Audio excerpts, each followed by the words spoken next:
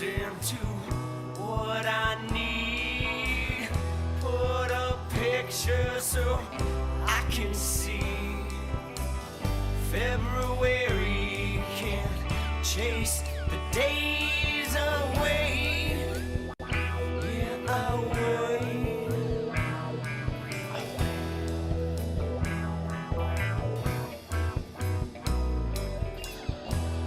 Why listen to what they say? Save yourself for another day. This one's coming, it's gone to the wind again. Yeah, again. Again.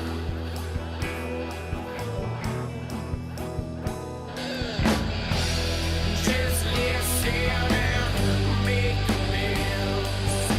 You've been down for as long as you've ever been. This way's up, but you're down again. It's just like you to pull off what you thought you couldn't think today. The lost stranger, the wonder familiar face. Broken hearts made of pieces that shake. I've had one too many of them. So now we greet.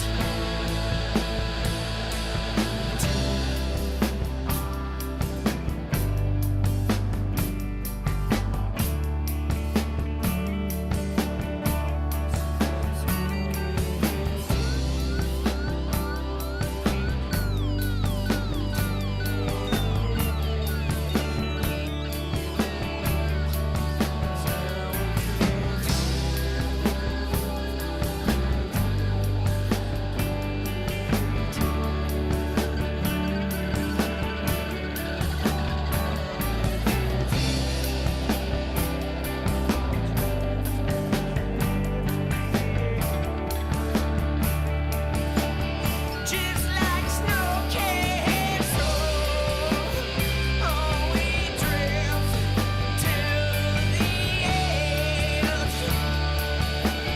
Just like snow castle, oh, we drift to the edge. Just like snow castle, oh, we drift to the edge. Just like snow castle, oh, we drift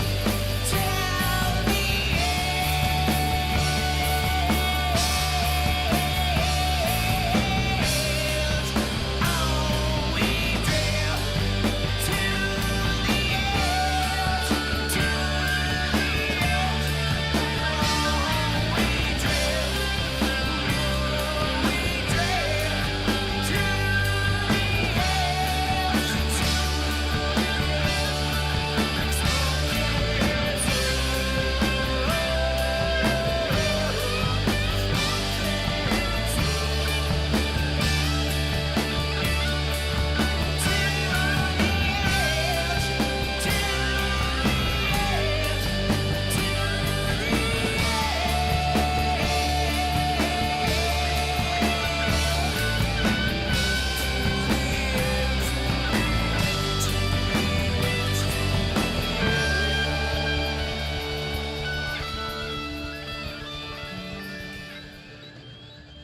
Yeah, let's do it again. All right.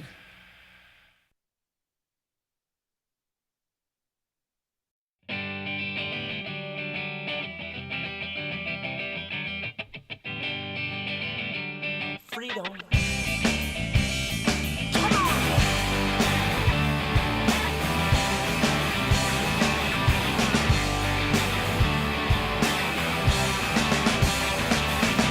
You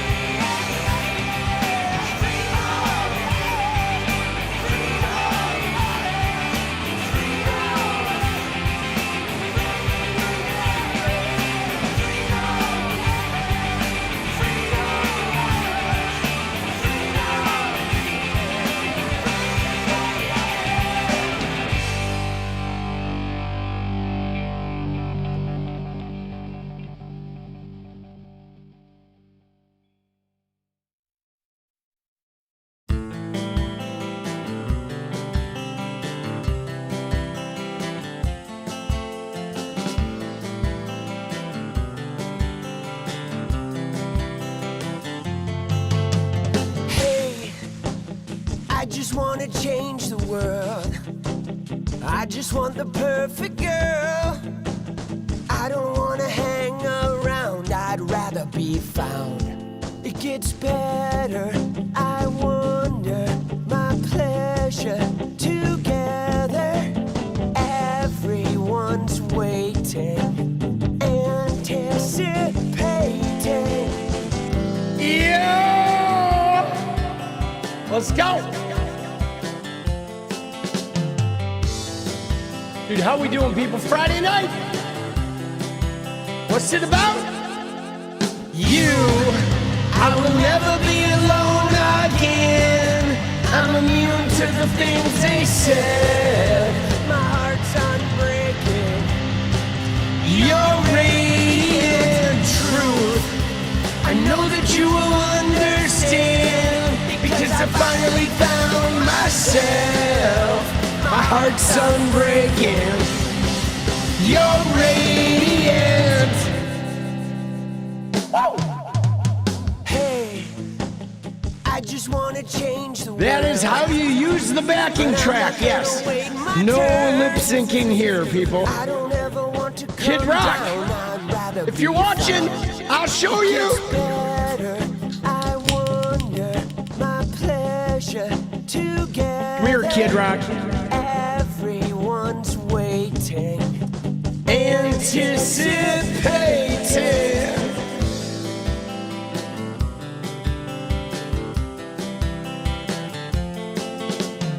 Yo.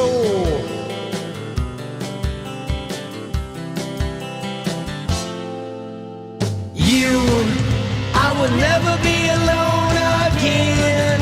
I'm immune to the things they said. My heart's unbreaking. Your radiant truth.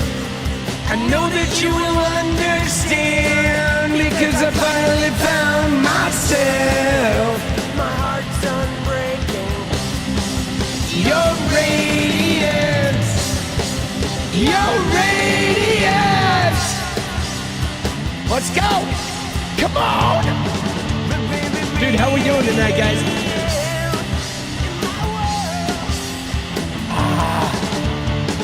Radiate, yeah, yeah. I'm gonna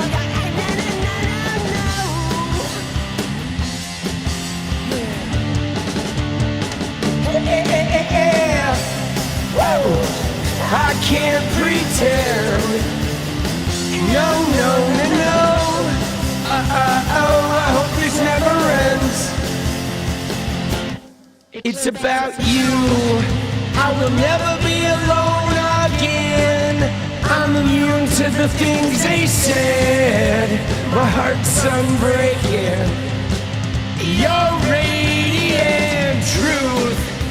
I know that you will understand, because I finally found myself. My heart's unbreaking. Your radiance. Your radiance. Let's go.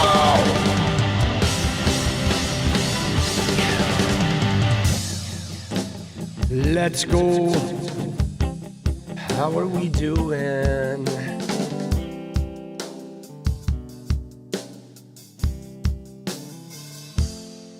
Let's go. All right.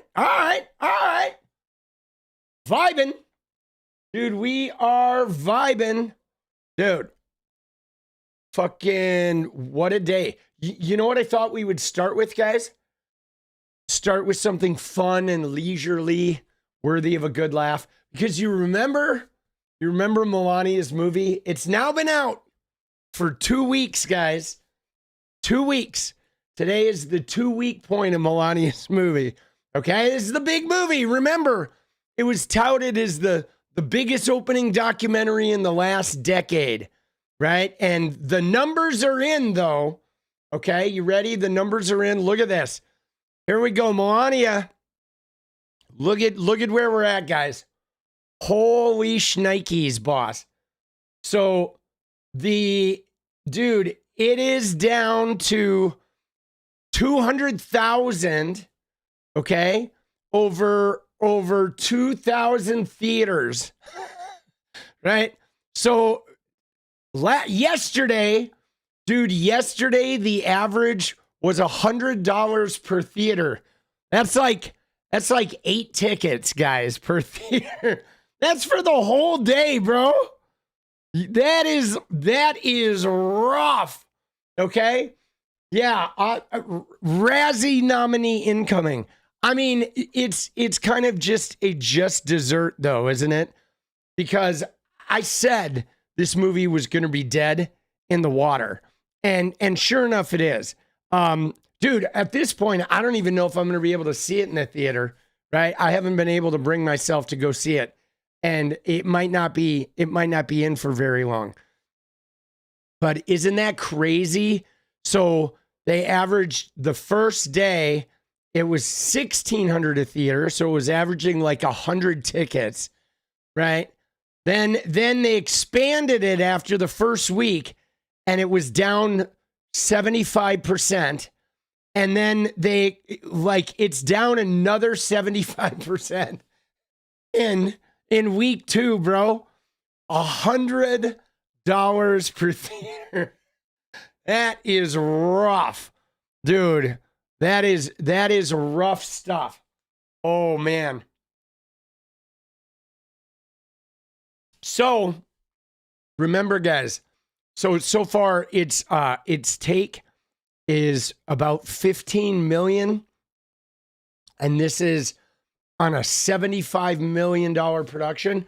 So like everything else Trump has touched, this is a massive loss, right? A massive loss. Oh my God, dude. It's lost 80% below budget. Couldn't happen to nicer people, could it? Dude, I mean, I'm going to be honest. I can't believe that she got paid like $30 million to make that piece of shit. Like, what the fuck, bro? Right? I mean, what world are we living in where you know, somebody who does nothing gets paid huge money like that for a movie that's going to be a total flop, you know? I mean, it's disappointing. What do I think Tim Pool's beanie smells like? I don't know, boss. Probably not good, right? Not good there, Soft. You know, it's like the rest of the world, we struggle to get by. And Melania, dude, she has 10 tickets per theater, 8 tickets per theater. She gets 28 million bucks. Yikes. Right? Yikes, boss. Isn't that brutal? Everything they touch dies indeed. Indeed it does. But I thought that was kind of a nice way to start though, right? Isn't it? Isn't it nice to start, right? You know, to start by watching her movie crash. Dude, love it. Oh shit, bro. Dude, it's had a real drop off though. Like significant drop off. But yeah, no, that feels good. Feels good to watch Melania's movie just fall from the sky. All right. Another news, right? They should get some tips on how to put on a show. Oh, dude. Let's go, baby. Let's go. Let's go. Let's go. Let's go. Wani is the Darth Vader of plastic surgery. Dude, wildcard, thank you, boss. She looks a little beat, boss. She really does. Like, you know what I'm saying? Like, I couldn't help but notice her. Let me see if I have the photo. I think I do, right? This was from like her last Fox interview, right? And she really is looking, you know, she is looking very Stepford robot-y, right? Dance goal? Yeah, we can do a dance goal. Let's go. Let's get it. We're getting it early, baby. Dude, let's go. Here we go. Dude, I'm gonna try to burn through tonight. Very few tangents. I do need to get caught up on a little bit of sleep going into this weekend. But today was pretty chill, I think, as far as a news day. As far as like not a lot of shit going on. But I don't know. I feel like some of the stuff from today is pretty significant, right? There's definitely some significant stuff that went on today that, you know, I suppose we can start with Trump's tweet.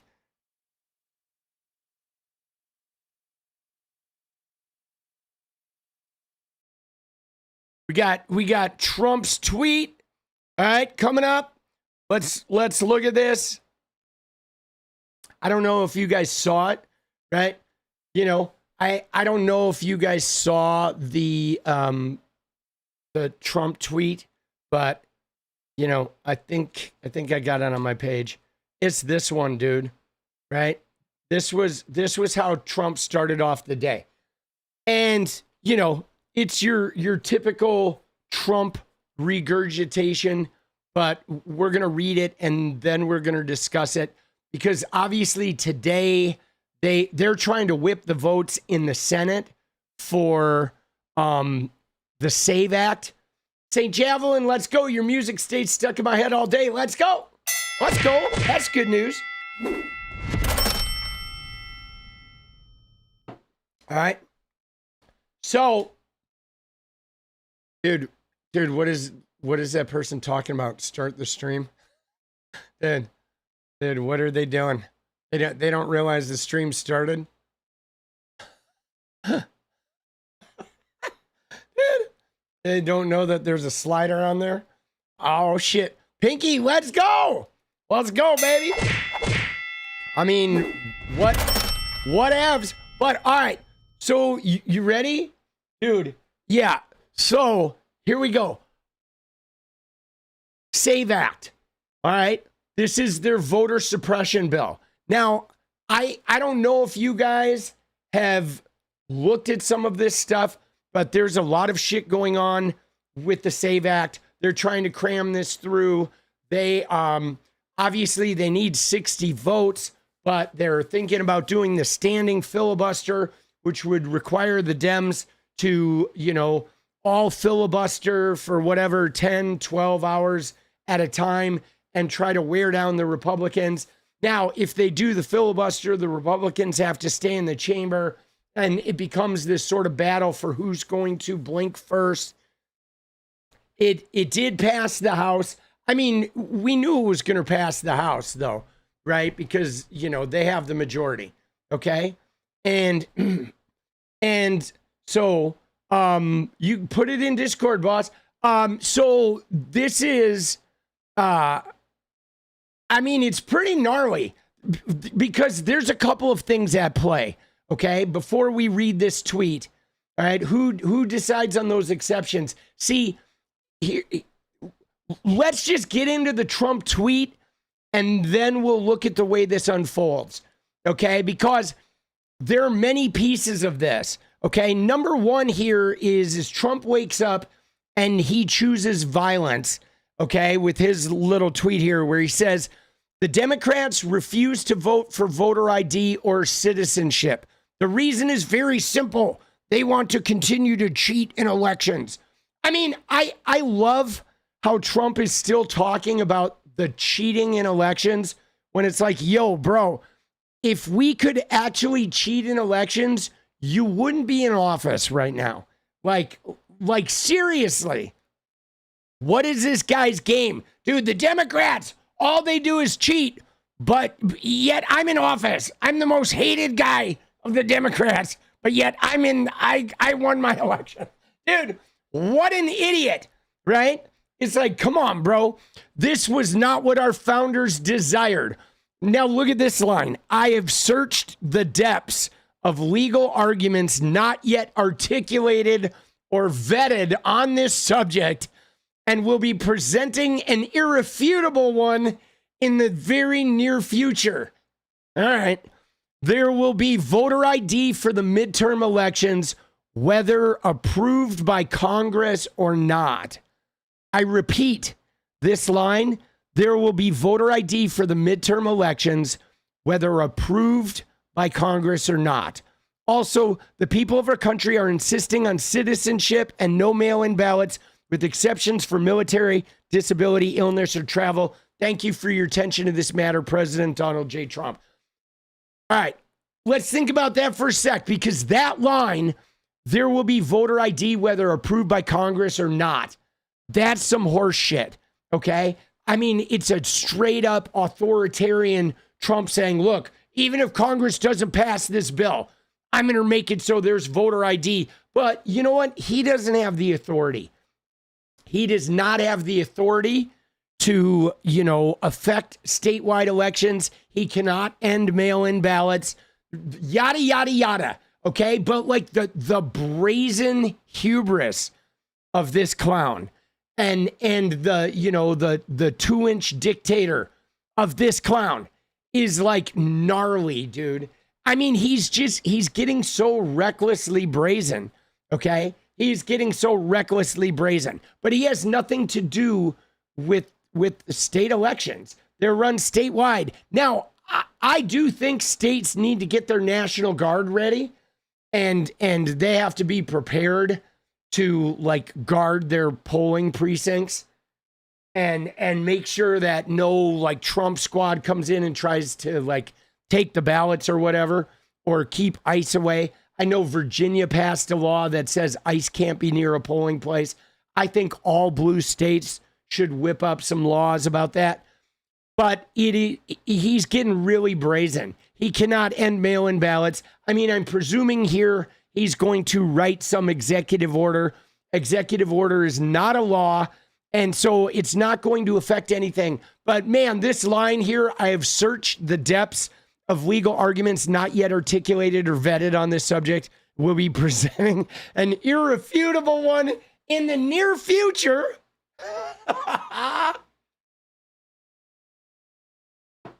Oh my God. That is some funny shit. Okay. But it's dovetailing though, guys, because we also have this. Okay. This is something to look here. Okay. Look at this. It was a post by Jen Fitfield. Okay. That says new, a federal tool meant to find non-citizens on voter rolls is consistently marking citizens as non-citizens, especially if they were born outside the U.S., causing chaos as election clerks try not to disenfranchise voters. So remember how they've been running around trying to sue for all the voter data, and they have been losing like crazy. All of the blue states have won in court. The red states have simply been giving him the voter data. But basically what they've been doing is they have some tool that goes in there to find non-citizens, but it's been flagging citizens. Okay? This tool is like not accurate. It is not doing it correctly. It is a tool that doesn't work. Now, the news flash here is this DHS tool that's mistakenly accusing U.S. citizens of being non-citizens is the same system the states would be required to use under the SAVE Act that was passed in the House. So here we go again, okay, where the SAVE Act is going to use this federal tool to identify non-citizens and remove them from the voter rolls, but it's removing citizens. So again, the SAVE Act is about injecting BS and injecting like tools that will allow them to suppress the vote, to remove voters from the voter rolls. There are some other provisions of the SAVE Act. One of them is, right, you ready for this? Look at this shit. One of them, guys, is if you move in order to re-register to vote, you have to show a birth certificate or a passport. Every time you move, you have to go and re-register. And you ready for this? You have to do it in person. So every time a person in the United States moves, right, even inside your state, you haven't moved out of your district, you have to go and make an appointment with an election precinct and go in person to show them your birth certificate and or your passport, right? Now, here's where it also gets complicated. You say, all right, get a passport. You don't know if they're going to send your documents back. You have to send your original documents when you get a passport. There have been transgender people all over America that have been sending in their documents to get a passport, and they just never get their shit back. That the federal government has been keeping people's documents and not issuing passports. I mean, this is some crazy shit.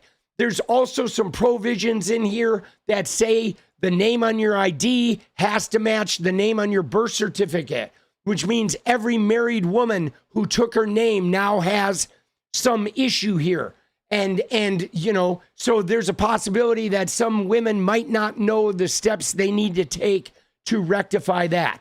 I mean, this whole thing is just one voter suppression tool after another, after another, after another. And unfortunately, it did get 50 votes because Susan Collins, of course, signed on today. So now with J.D. Vance, it has 51. So it is going to the debate period. And now, of course, the Dems are going to try and filibuster this thing. And it's now going to be a battle to see what happens. And so, you know, I did see someone in chat say that it will, in all likelihood, get tied up in court, which there's a strong possibility it would, because I think some of this is wildly unconstitutional. But they've really been preying on the narrative. And one of the things that has really bothered me, guys, I don't know about you guys, but something that's really bothered me has been what CNN is doing, okay? Because CNN has been doing this shit. They have been in heavy rotation on these polls, okay? Like, they have been in heavy rotation of like, hey, everybody wants voter ID. Everybody wants voter ID. But like, dude, most states already have voter ID. Every state has voter ID when you register. And the fact of the matter is this SAVE Act is not voter ID. But CNN is really pitching this. They are really actively, I think they're actively trying to help the Republicans win the midterms, because it's just more like, the more negativity and the more chaos, the more they make, right? I'm serious. I don't know what the fucking deal is, but this is insane how CNN is stumping for this shit. And they're not even being honest, because the SAVE Act is not about voter ID, guys. If it was simply about voter ID, the Dems would vote for this shit. The Dems don't even care about the voter ID issue necessarily, as long as there are provisions that allow the government to get those IDs to people. But this bill is targeted voter suppression, like, all from top to bottom, guys. From top to fucking bottom, boss. Dude, this is going to be too big to rig. I mean, man, we need to turn out. So people do not have IDs. Yet it's not about people not having IDs. I mean, some people have expired IDs if they're older, if they're rural, and they don't drive. Many people who don't drive have expired IDs because, you know, what do they use it for? They use it to, like, at their bank or where they know everybody, right? So yes, a lot of older people have expired IDs, which would be invalid. But this isn't about having an ID. This is about the steps you have to go through to even be registered to vote. And every time you move, having to like re-show your birth certificate. And there are many people in America who don't have access to their birth certificate. You know what I'm saying? And so this is like, you know, again, and it's also about using this tool to try and clean voter rolls. So this is, you know, it's a shit show. But now it looks like it's going to debate, right? It's going to debate, and now it's going to depend on how they do the filibuster, okay? Because normally what they do is they do like a non-speaking filibuster, where if they don't have the votes, they just mark it. But now many members of Congress are calling for the standing filibuster, which would mean the Democrats would have to like do the, you know, every member would have to do like a, you know, 20-hour speech or what have you. And they would have to try and hold the floor until the Republicans cave, right? So it could get gnarly depending on how they do the filibuster. And again, even if it does pass, though, I'm sure it'll be challenged in court. Okay, so we'll see what happens. Dude, you have to give your firstborn to vote. That's what happens. You have to bring your firstborn child to the voting precinct, and they ship them off to Epstein Island, and then you can vote. So the only people voting are going to be MAGA in this next election, because they will gleefully give up their kids. Will mostly mess with Republican women. I mean, I think you would mess with a lot of women. You know what I'm saying? And, you know, so, dude, it's pretty crazy. But guys, at some point here, we do have to acknowledge that, you know, Trump is unhinged. And I'll be honest, guys, I'm really bothered. Okay, I am bothered that the, like, you know, large portions of the Republican Party don't take an issue with this tweet. You know what I'm saying?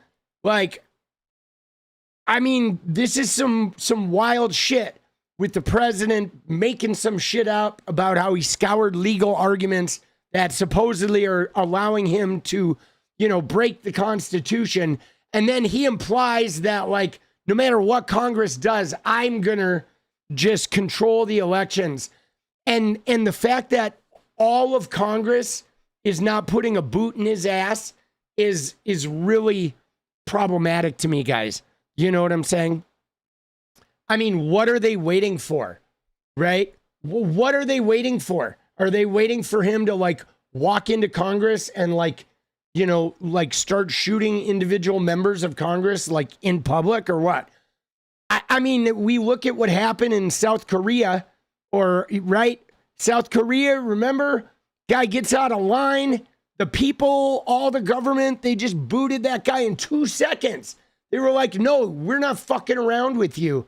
And, like, here in America, they're letting Trump just run rampant, and they're doing nothing. And guys, frankly, we have to remember, okay? We have to remember this, guys. We do. We have to absolutely remember what they're doing here and never forget, like, what's going on with this shit, because they have definitely outed themselves that A, they're no longer interested in governing. B, they're not even, like, willing to be the checks and balances they're supposed to be. It's like, as Congress, it's your constitutional duty to be the checks and balances of executive power. And they are really giving that shit up.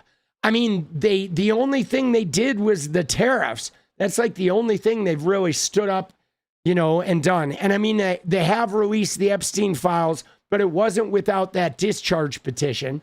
Okay. And they're still holding on to half of them. So they released the files, but, you know, they they did vote on that act. I mean, dude, this shit is so problematic. Right? Dude, I don't even know, like, it doesn't make any sense to me because I don't know. It's not like they have outsized power like the congressional people, right? I don't see what they're so benefiting from to like throw the Constitution under the bus. I mean, his expansion of federal power is not helping the members of Congress. If anything, they're all getting threatened with being primaried and like money is being tossed to their opponents.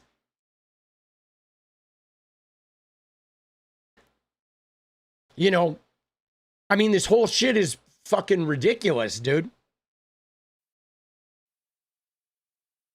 Right? Dude, but CNN is just going fucking crazy with this shit.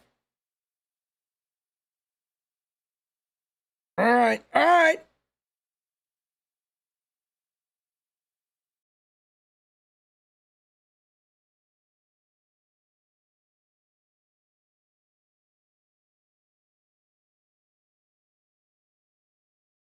Should arrange an anti-Trump metal show outside the White House. Dude. All right, guys. Oh, shit. Dude, we got 8 minutes, boss.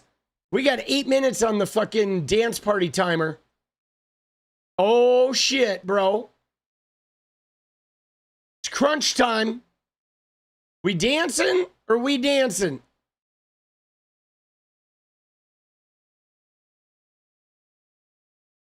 We may have to start that shit over again. Right? Ooh. You dinged? You did. Javelin, you got it. Should I just start it over again? Yeah, I'll reset it, dude. Here, let me reset it. Dude, we'll reset it. All right? Right? Because we started it like right at the beginning. Pinky, let's go. Right? And there's not really a lot of people in the beginning, right? It's probably better to wait, you know? But I'll put it for a little bit longer time. So normally we wait until we're a little bit in the stream. And it's Friday night. Like Friday night is usually has the least amount of people of the week in streams. I don't know why that is. I think people actually go out into the real world on Friday nights. Well, let's try this again. All right.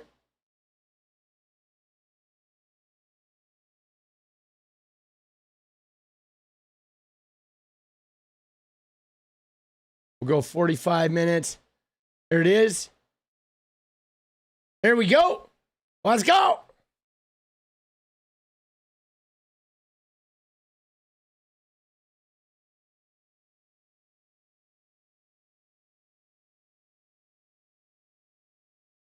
You were the guy showing up at the bar at 8 p.m. on a Friday? Dude, Fridays. People love the Friday nights, right? Dude, I mean, you got to get out. You got to get out in the real world sometimes. But there we go. There's dance goal. Dude, Michael, let's go, baby. Appreciate you, boss. You only go out on Wednesday for karaoke, drag karaoke. That sounds fun, right? Somebody said for me, dude, I wasn't so much into punk music. I'm more into punk lifestyle. Right? And musically though, I liked a little punk, but it was not my mainstay. Don't like to be around people at night. Oh, you live in Trumplandia? Dude, Josie Ann, I need to laugh. Let's watch Paula White speaking in tongues. Let's go, dude. We love Paula White. Dude, let's go, Jessica. Let's go. Dude, Paula. Hey! Right? Dude. Dude, Michael McAndrews, I really don't do $1. You were just kidding. Let's go, dude. Dude, the dollar's cool, boss. We love it all, dude. Let's go. Thank you, boss. Let's go. Oh. Dude, let's go. Did I do one for Jessica? I can't remember, so we're doing another one. Yeah, I was mostly non-punk music, right? Citizens Against Tyranny, the Ramones. You like that shit? I mean, Yeah, I didn't love punk. I mean, I like some punk music, but it's not my mainstay, right? I like good melodic indie rock. Pinky, let's go. All depressed people should be handed a link to her videos. She is a charmer, right? She is, dude. Paula White, dude, she's the best. All right, so guys, here's some shit that we should look at real quick, because I think this is important. Okay, because we're having some discussion here. We've been talking about two things in the last couple days. One has been obviously Zorro Ranch, and the other thing we've been talking about is what we talked about last night, today's video subject, which was the fact that Leon Black owns Apollo Group that bought Shutterfly, that had bought LifeTouch. And so schools around the country sort of panicking about this. A lot of schools are canceling their contracts with LifeTouch because people are concerned about, oh shit, are my kids' photos, are they getting downloaded by some Epstein files gooner? Right? Harley's girl, happy day, let's go. Now, the plot thickens, guys, okay? And wait till you see how this plot thickens. Because once again, okay, we're looking at now Leon Black. I got to tell you, with Leon Black, there's a lot of accusations on Leon Black. We're not going to go into the accusations in Leon Black here, okay, right now, tonight, but we will at some point. I'm going to have to take these documents and blur some shit out. So I have to be very careful now covering this stuff with the YouTube censors. They're being very tight about the way you cover like child essay. They're just being real careful about this, okay? Which is, it makes a lot of sense. You don't want this shit to spiral out of control. Now, but I will say that Leon Black has a lot of significant accusations against him of really brutally abusive essay with very young people, okay? So that's part one. Okay, now, we have a convergence here, though, guys, of both Leon Black and LifeTouch and Epstein. That's the situation we were talking about yesterday. And then we have the purchasers of Zorro Ranch, which we found out who they are today as well. Okay, so we know who bought Zorro Ranch. But the crazy thing, guys, is when we're done looking at all this, it all comes back to Donald Trump. Again, guys, all of this, Leon Black, the Apollo Group, the Zorro Ranch, it all comes back to Donald Trump. And that's what fucking blew my mind today, guys, that I was like, wait a second, okay? How does it all circle back to Donald Trump? Okay. So first, let's just dive in here. Okay. One of the first things we need to look at is this photograph. You ready? Look at this shit. This is 1996. Okay.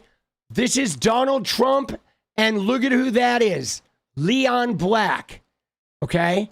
That's Trump and Leon Black. Where are they? They're in Russia in 1996. Trump and Leon Black went to Russia for discussion of business deals, the possibility of building a Trump Tower there. Now, people at first, they saw this and they said, no, that's AI. It's AI. No, it is not. This is a legitimate photograph. Okay. That was, it was verified by a Senate committee.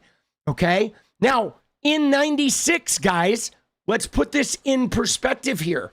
In 1996, Donald Trump was Jeffrey Epstein's best friend. Okay. So this is right in the center of the Trump Epstein best friendery. Okay. Also, 96 is the year that Maria Farmer called the FBI about Jeffrey Epstein. And it's also the year that she had that real awkward experience going to Jeffrey's office at night and Trump rolling up thinking she was for him.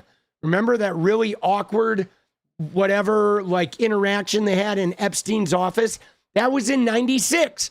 So now we have Trump and Leon Black not only being like tied together, but they're taking business trips to Russia, which, I mean, if there's a Russian P tape, guys, it's starting to look like the possibility is absolutely something that exists. Isn't that insane? But guys, it gets crazier, okay? I'm telling you, it gets crazier, okay? Because look at this, all right? If we go to Leon Black, right? The guy from the photo, the guy who bought LifeTouch with Apollo Group, we go look at Leon Black and look at his son. He's got a son here, Benjamin Black, okay? Right here, check this out, Benjamin Black, and look at what he is, okay? Benjamin Black is in the Trump administration. So Leon Black's kid, okay, Ben Black, is in the Trump admin, okay? Trump appointed him in June. Trump nominated Ben Black to be CEO of the U.S. International Development Finance Corporation. So we have Leon Black. Again, this is another case of Trump being like, oh, I have nothing to do with this. I hate Epstein. But Epstein's number one guy, all right, Trump gave his son a cabinet position. Like, bro, what are we doing? Okay? So there's another connection. Leon Black, Epstein, right? Leon paid Epstein, $158 million over 5 years for what? We don't know. And then Leon ends up, starting the Apollo Group with his son. They buy LifeTouch, okay? They have all the kid pictures.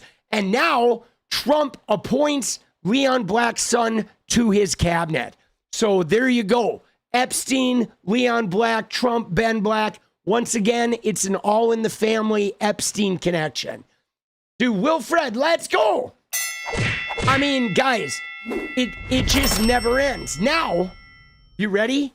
Now, it gets crazier, okay? Because now we also have the Zorro Ranch situation, okay? And so let's look at Zorro Ranch real quick. I know we've talked about this before, but we're going to go in. We're going to take a look at this thing. Okay, here's the image. Go in, get this nice image of Zorro Ranch. There's Zorro Ranch, Epstein's property in New Mexico, way out isolated. The one that supposedly has like the baby lab or whatever in the basement. Huge surveillance room in the basement. It's got a helipad, private airstrip, okay? This thing never searched, okay? Never searched. Through all the Epstein thing, they never searched it, even though there were plenty of like SA crimes happened here. This thing sat dormant in Epstein's trust after he died for 4 years.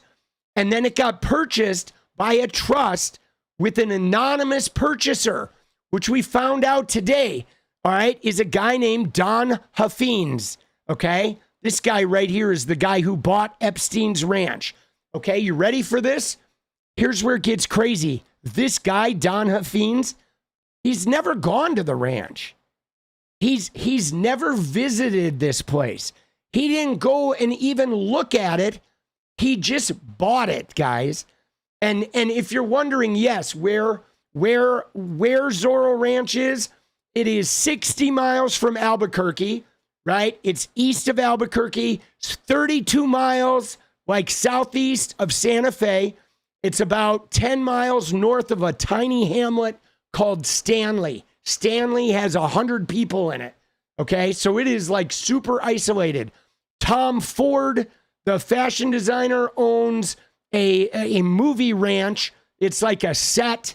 It's like a ranch with movie sets that's, a few miles north of this. It's way isolated. And what's more, Epstein doesn't own the land here. He paid $200 a year to lease 7,500 acres of public New Mexico land.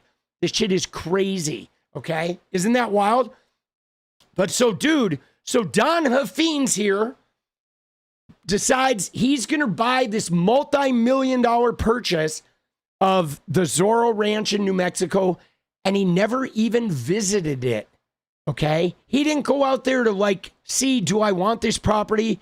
He just bought it, okay? Just bought it straight up. Comptroller candidate Don Huffines' family owns former Epstein Ranch in New Mexico, all right? They bought it at a public auction. Here, check this out now. All right, the family of Don Huffines, a former Republican Texas senator who is now campaigning to become the state's comptroller, bought the disgraced Epstein's Zorro Ranch in New Mexico after the trafficker and molester died. Okay, 4 years after Epstein's death, the Huffines family purchased property in New Mexico, listed at public auction, whose proceeds benefited his victims. Okay, prior to the auction listing, they had never visited the property. Okay, the ownership was first reported Friday at the Santa Fe New Mexican, right? And they found it in public records. Now, we have not known who this was. People have been wondering who bought this. And what it was is they did it through an LLC, okay? An LLC tied to the Huffines family bought the property in 2023 for an undisclosed amount, and then later they protested its valuation at $13.4 million. So they were trying to, like, reduce their taxes after they bought it, okay? Huffines, a businessman, previously served in the Texas Senate representing the Dallas area. He unsuccessfully challenged Abbott in a run for governor, and a poll shows he is heading into early voting next week with a steady lead over the other candidates in the primary for comptroller. So this guy is running for the comptroller of Texas right now. Okay, he's in the Republican primary. And the comptroller, of course, is somebody who manages, like, the finances, the taxes, the investments, etc. Probably not a job for anybody that's in Trump's orbit, really. You know, you don't want anybody, they're all crooks, right? But you ready for this, guys? This is going to get crazier. Dude, did we miss one? All right, let's go. Dude, Suki said, like the stream or Tommy will be disappointed. Let's go. Dude, thank you, boss. Appreciate that. Thank you for giving me the heads up. And that is a good idea. Yes, like the stream. Like it, love it. Love the stream. Hit the love button. All right. So, Huffines, blah, faces some other people. But guys, here's where it gets crazy again. Because it's like, how does this become a Trump thing? Ella, let's get it. Let's go. So watch this, okay? Because now we have Don Huffines' family buys the Epstein Ranch, Zorro Ranch, okay? Well, look at this, guys. Look at what we have here, all right? You ready? This is going to blow your mind again. This is going to blow your mind, okay?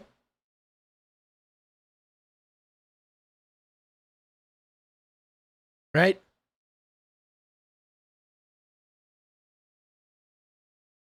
Where is it? Oh, shit. All right. We'll do it this way.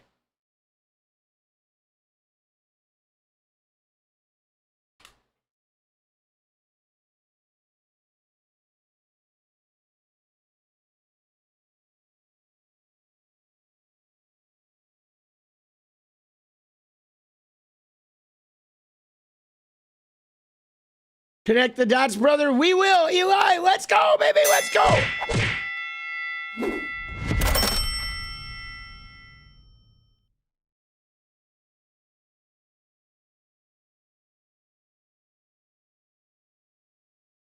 Right here. Look at this. Look at that. Look at that. So, Don Huffines buys Zorro Ranch, Epstein's, like, unsearched property, and what do you know? 𝗏𝗃𝗀's son, Russell, is a fucking cabinet member, guys. Like, again, every single person in the Epstein orbit, every single person connected to this case is like all circles back to Donald Trump.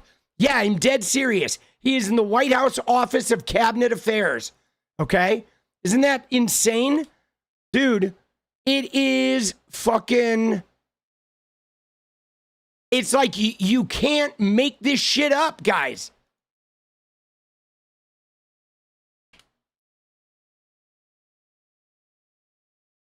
There he is, right? Russell 𝗪𝗡's, 𝗏𝗃𝗀's son, works for the Trump admin. His parents own Zorro Ranch.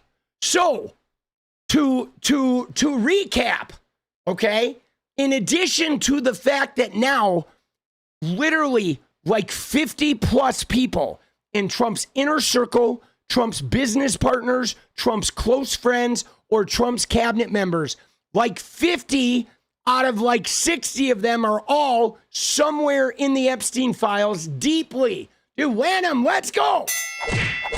Dude, thank you for the super boss. We appreciate you. First one.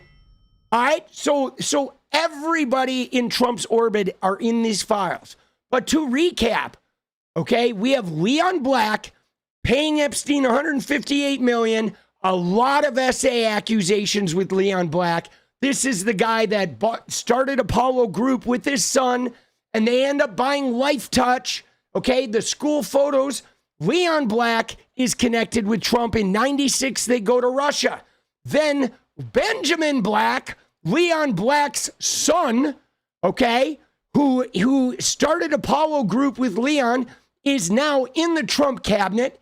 He was nominated to be the CEO of the International Development of Finance Corporation. Okay, so we have Trump, Leon Black, Epstein, Leon Black's son, Benjamin Black, good old Benji. Then we fly on over to Zorro Ranch, the mystery property with the like baby factory underneath it. Okay, that has never been searched, gets purchased by an LLC hiding the ownership. Today we find out that 𝗏𝗃𝗀's is the guy who bought this thing. And sure enough, if 𝗏𝗃𝗀's son, Russell 𝗪𝗡's, isn't in the Trump cabinet as well. So again, Zorro Ranch, Leon Black, Jeffrey Epstein, Donald Trump. It is like every single trail for every tentacle of the Epstein octopus, every single one goes right back to Donald Trump. Always. So why would that be? Right? Trump is trying to say he was an FBI informant, right? Oh, I told on him. I called. Oh, I called the cops. I called the cops. Right? But yet, after he supposedly does that, the guy who gives Epstein immunity becomes his labor secretary. Bill Barr, the son of the dude who originally hired Epstein, the Dalton School, becomes his fucking attorney general and is the one when he dies, okay? Then a whole bunch of his other cabinet members are in the files. Then Trump's entire cabinet now has people in the files. You got Lutnick lying about being business partners and going to the island. You got Elon, who probably went to the island. We're still not sure, but he was trying to get there. You got Peter Thiel and all the tech bros. You have Bannon, who was literally like Epstein's right-hand man.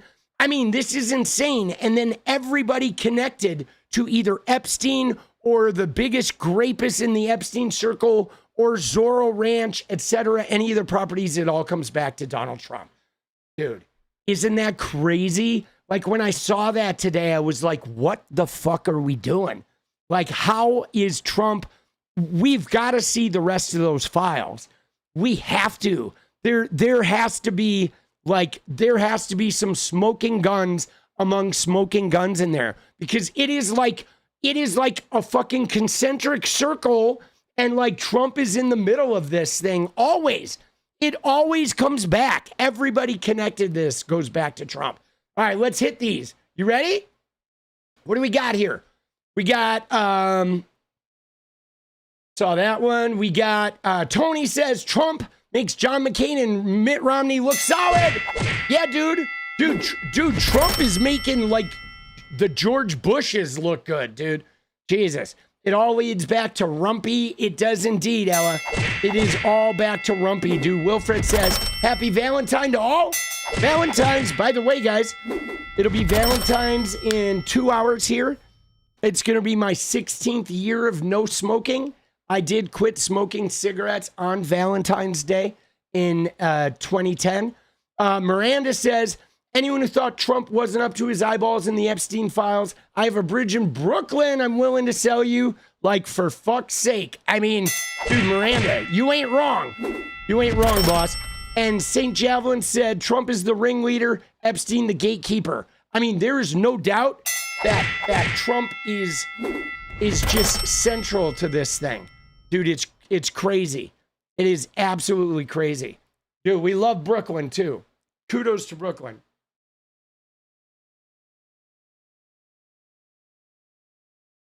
But guys, it is insane.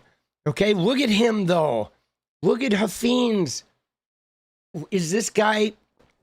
I'm sorry, but this guy is creepy looking, bro. Look at him.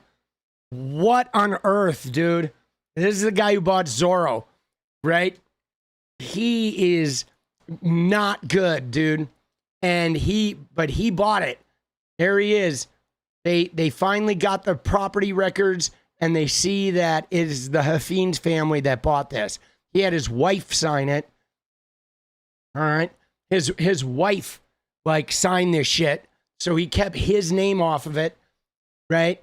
It is wild, man. I mean, I find it astonishing, dude. I just can't believe it, because it's almost, guys, at this point, it's almost comical, okay? Because, politically, it looks like Epstein leaned Democrat. Let's go. Dude. Yeah, I mean, he donated to Democrats, right? I mean, Trump was a Democrat. Who knows? Everybody was a Democrat. He wasn't involved with the Bush family, right? But, guys, look at this shit. Look at this guy, dude. Elite, let's go. Right? Look at this guy, boss. Like, what a fucking creeper, bro. Right? Politically, Clinton leaned Democrat. Dude, I mean, everybody leaned Democrat, right? You know what I'm saying? Like, I don't know. Everybody that had real power, the Republicans were more like old money religious people. You know what I'm saying? And let's be honest, guys, that most of the Republicans of the time are like, if they are hooking up with people, they're not hooking up with women. Okay. If we're going to be serious, like a lot of the Republicans, if you were to find the Republican sex ring, I guarantee you it's men and not women, because they're all closeted, like, for the most part. But all of these guys are like Republicans now. You know what I mean? I mean, Leon Black is a Republican. Hafeen's is a Republican, right? Which is so weird. Like, all of the finance people and all of the business people are Republican. Epstein donated to the Democratic Party, to the Democratic candidates, right? But, like, all the people that are, that for the most part that were hanging out, like going to his island and shit, were all Republicans. So, like, that's a little weird, isn't it? You know what I'm saying? I mean, you know what I mean? I mean, it's like, why would that be? Right? When you think about that, like, why do you think that is? Why do you think he donated, right? I mean, why do you think he donated to Democrats, but it was Republicans that were always in his inner circle? Because not a lot of these Democratic people were ever hanging out with him. It was the Republicans were like hanging out with him, and the Democrats were the recipients of the money. Okay? which is really interesting. I mean, it is possible that because Clinton knew Epstein, that Clinton may have said like, hey, this is a guy with a lot of money, and then everybody goes and gets money. Because at the end of the day, when you look at like the money, campaign money, nobody like does a background check on who they get campaign money from, right? You know what I'm saying? Like when you find out that there's a billionaire who is in the Democratic circle, people will go and pitch that guy for money, but they're not necessarily like hanging out with them. Like I saw a paper with like, there's an email about 𝗙𝗵𝗄𝗽𝗓, right? Where some fundraisers for 𝗙𝗵𝗄𝗽𝗓 sent an email to Epstein and were like, hey, we'd like you to fund this rising star. But like 𝗙𝗵𝗄𝗽𝗓 never met Epstein. It was his fundraising people that made that contact. But they obviously knew that Epstein had been a Democratic donor, you know, and Epstein donated a lot to science and academia. So maybe that's a connection too, because the Democrats are much more connected to science and academia. But yeah, so I don't know. I find that really interesting that he was in, you know, science and academia bigly, and he did a lot of donating to Democrat campaigns, and yet, like Epstein, most of the people that were going to his island and most of the people that were hanging out with him in his circle were Republicans. So I don't know. It's really weird, dude.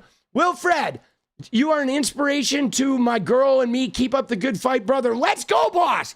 Dude, let's fucking go. We will. Dude, Wilfred. Oh! Dude, I think I'm going to make a Paula White thing so we can put Paula White on the fucking thing. Right? Let's go, dude. Thank you. Dude, I'm glad you and your girl are inspired, dude. Let's go, baby. One more Trumpy, dude. Paula White. But so the thing though is you have to wonder, right? I don't know. I mean, because you would think he could have donated to both sides of the fence, but he didn't. He donated only to the Democrat side, and then he donated only to the Democrat side, and he spent time with the Republican side. So I think that's really intriguing. You know, that's intriguing to me, right? I mean, I guess we're never going to know, you know. They're definitely, though, you know, like, I don't know. Yeah, I don't know. I don't know what that was about. It could be that, like, the Democratic Party was just more supportive of the things he's invested in. I mean, I imagine there's got to be some sort of financial component to that, right? You know what I mean? But dude, this guy is so creepy. And what I was going to say before we move on from this, as I was putting this together today and digging through this and like verifying these photos and trying to verify like the information I was getting, because I was getting it in pieces today. So finding out that there's Epstein, Leon Black, and then Trump, and then Leon Black's son in the admin, and then Hafeen's by Zorro, and then Hafeen's son is in the Trump admin. It just like hit me that it's almost laughable at this point, right? Because the Republicans like MAGA, they accuse us of having TDS, okay? Right? They do. They're like, oh, you know, TDS, you blame everything on Trump. Everything's TDS, TDS, TDS. But like every time I see something connected to the Epstein case, I just know it's going to lead a trail back to Donald Trump, like two people, no more than 2 or 3 people deep. And we will be right back at Donald Trump. And it's not even about TDS at this point. It is just literally that Donald Trump is intimately connected or gives some type of job to everyone that is deeply involved in this Epstein shit. I mean, isn't that insane? It's just mind-boggling that you can almost guarantee it. You can simply guarantee it. And yet MAGA will still insist that Trump has nothing to do with this, dude. I mean, if you made a movie like this, you would be like, dude, that's a little ridiculous. I think you're beating us over the head with this. You know what I'm saying? Dude, it is like mind-blowing, boss. Absolutely mind-blowing. Now, I'm trying to figure out about this Russia trip. Here, let me find the article here, because there was an article written about the Russia trip in Vanity Fair. All right, give me 1 sec here. Let me just make sure I find out where. Give me 1 sec here. Let me find out which email account in my Vanity Fair subscription is. All right. Give me 1 sec.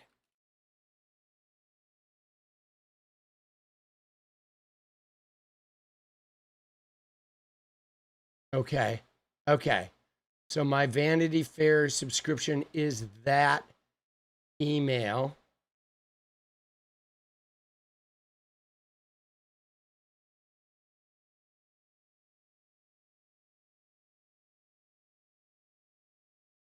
We get logged in.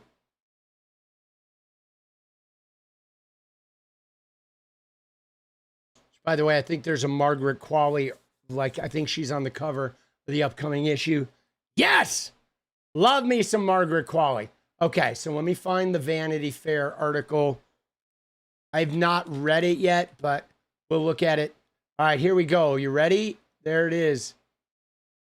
Let me log in.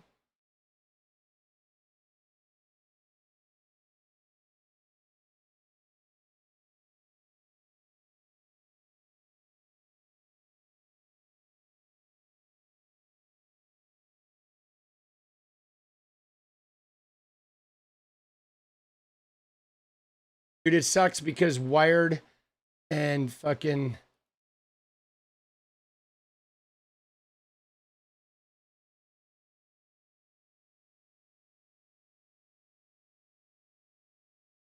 All right, there we go. Dude, they're both Condé Nast publications. Okay, so look at this, guys. So here's our article. Hi, Melania. Melania, bye-bye. Dude, she's a creeper. Okay, bye-bye, Huffians. Fucking weirdo. Dude, isn't that crazy that they're all tied? But so here's the Vanity Fair article, guys. This is from 2020. Okay, this came out shortly before the election back in 2020. And it says, what was Leon Black doing with Trump in Russia? Okay, so this was before Ghislaine Maxwell's trial, before a lot of this shit got like deeply out into the stratosphere. But we already knew that Leon Black was deeply tied to Epstein. They discovered, right around this time, they discovered the money, and Leon Black did step down from Apollo Group. I think there's more people that are stepping down now. Everybody is getting shook by this thing. But so they 5 years ago, 6 years ago, they were writing an article about this trip. Okay, again, there's the photo. There they are in Russia. All right. Says the billionaire investors, 90s real estate jaunt complete with Georgian feasts, a discotheque, and maybe a strip club drew scrutiny from senators investigating Trump's Russia ties. Now, what's ironic about this, guys, is, right? Oh, 13 more to go, dude. Let's look at the clock. Oh, we got 9 minutes. All right, let's shore this up, and then we'll get into it. All right, let's shore up let's get the dance party confirmed. Dude, thank you, Suki. 13 more to go. Big hugs to everyone. Let's hit the dance party. We got 8 minutes, and then we'll bang that out, secure the dance party, and then we can get into this article. All right, because this is crazy. Ella, let's go. T-minus 9 minutes and counting. Dude, let's go. Shit, boss. Yeah, this is, it's wild how they were investigating Trump's Russia ties. And meanwhile, now the Trump-Russia ties are like commingling with the Trump-Epstein ties. Shin Godzilla, let's go. Oh! Oh! Let's go, dude. I will make the 𝗙𝗨𝗏 thing tonight. Okay? I will. I'm gonna make the 𝗙𝗨𝗏 thing tonight. We're gonna get a gun. Get a gun. Get a gun. Let's go. All right, dude. 11 more. 11 and 8. We got this.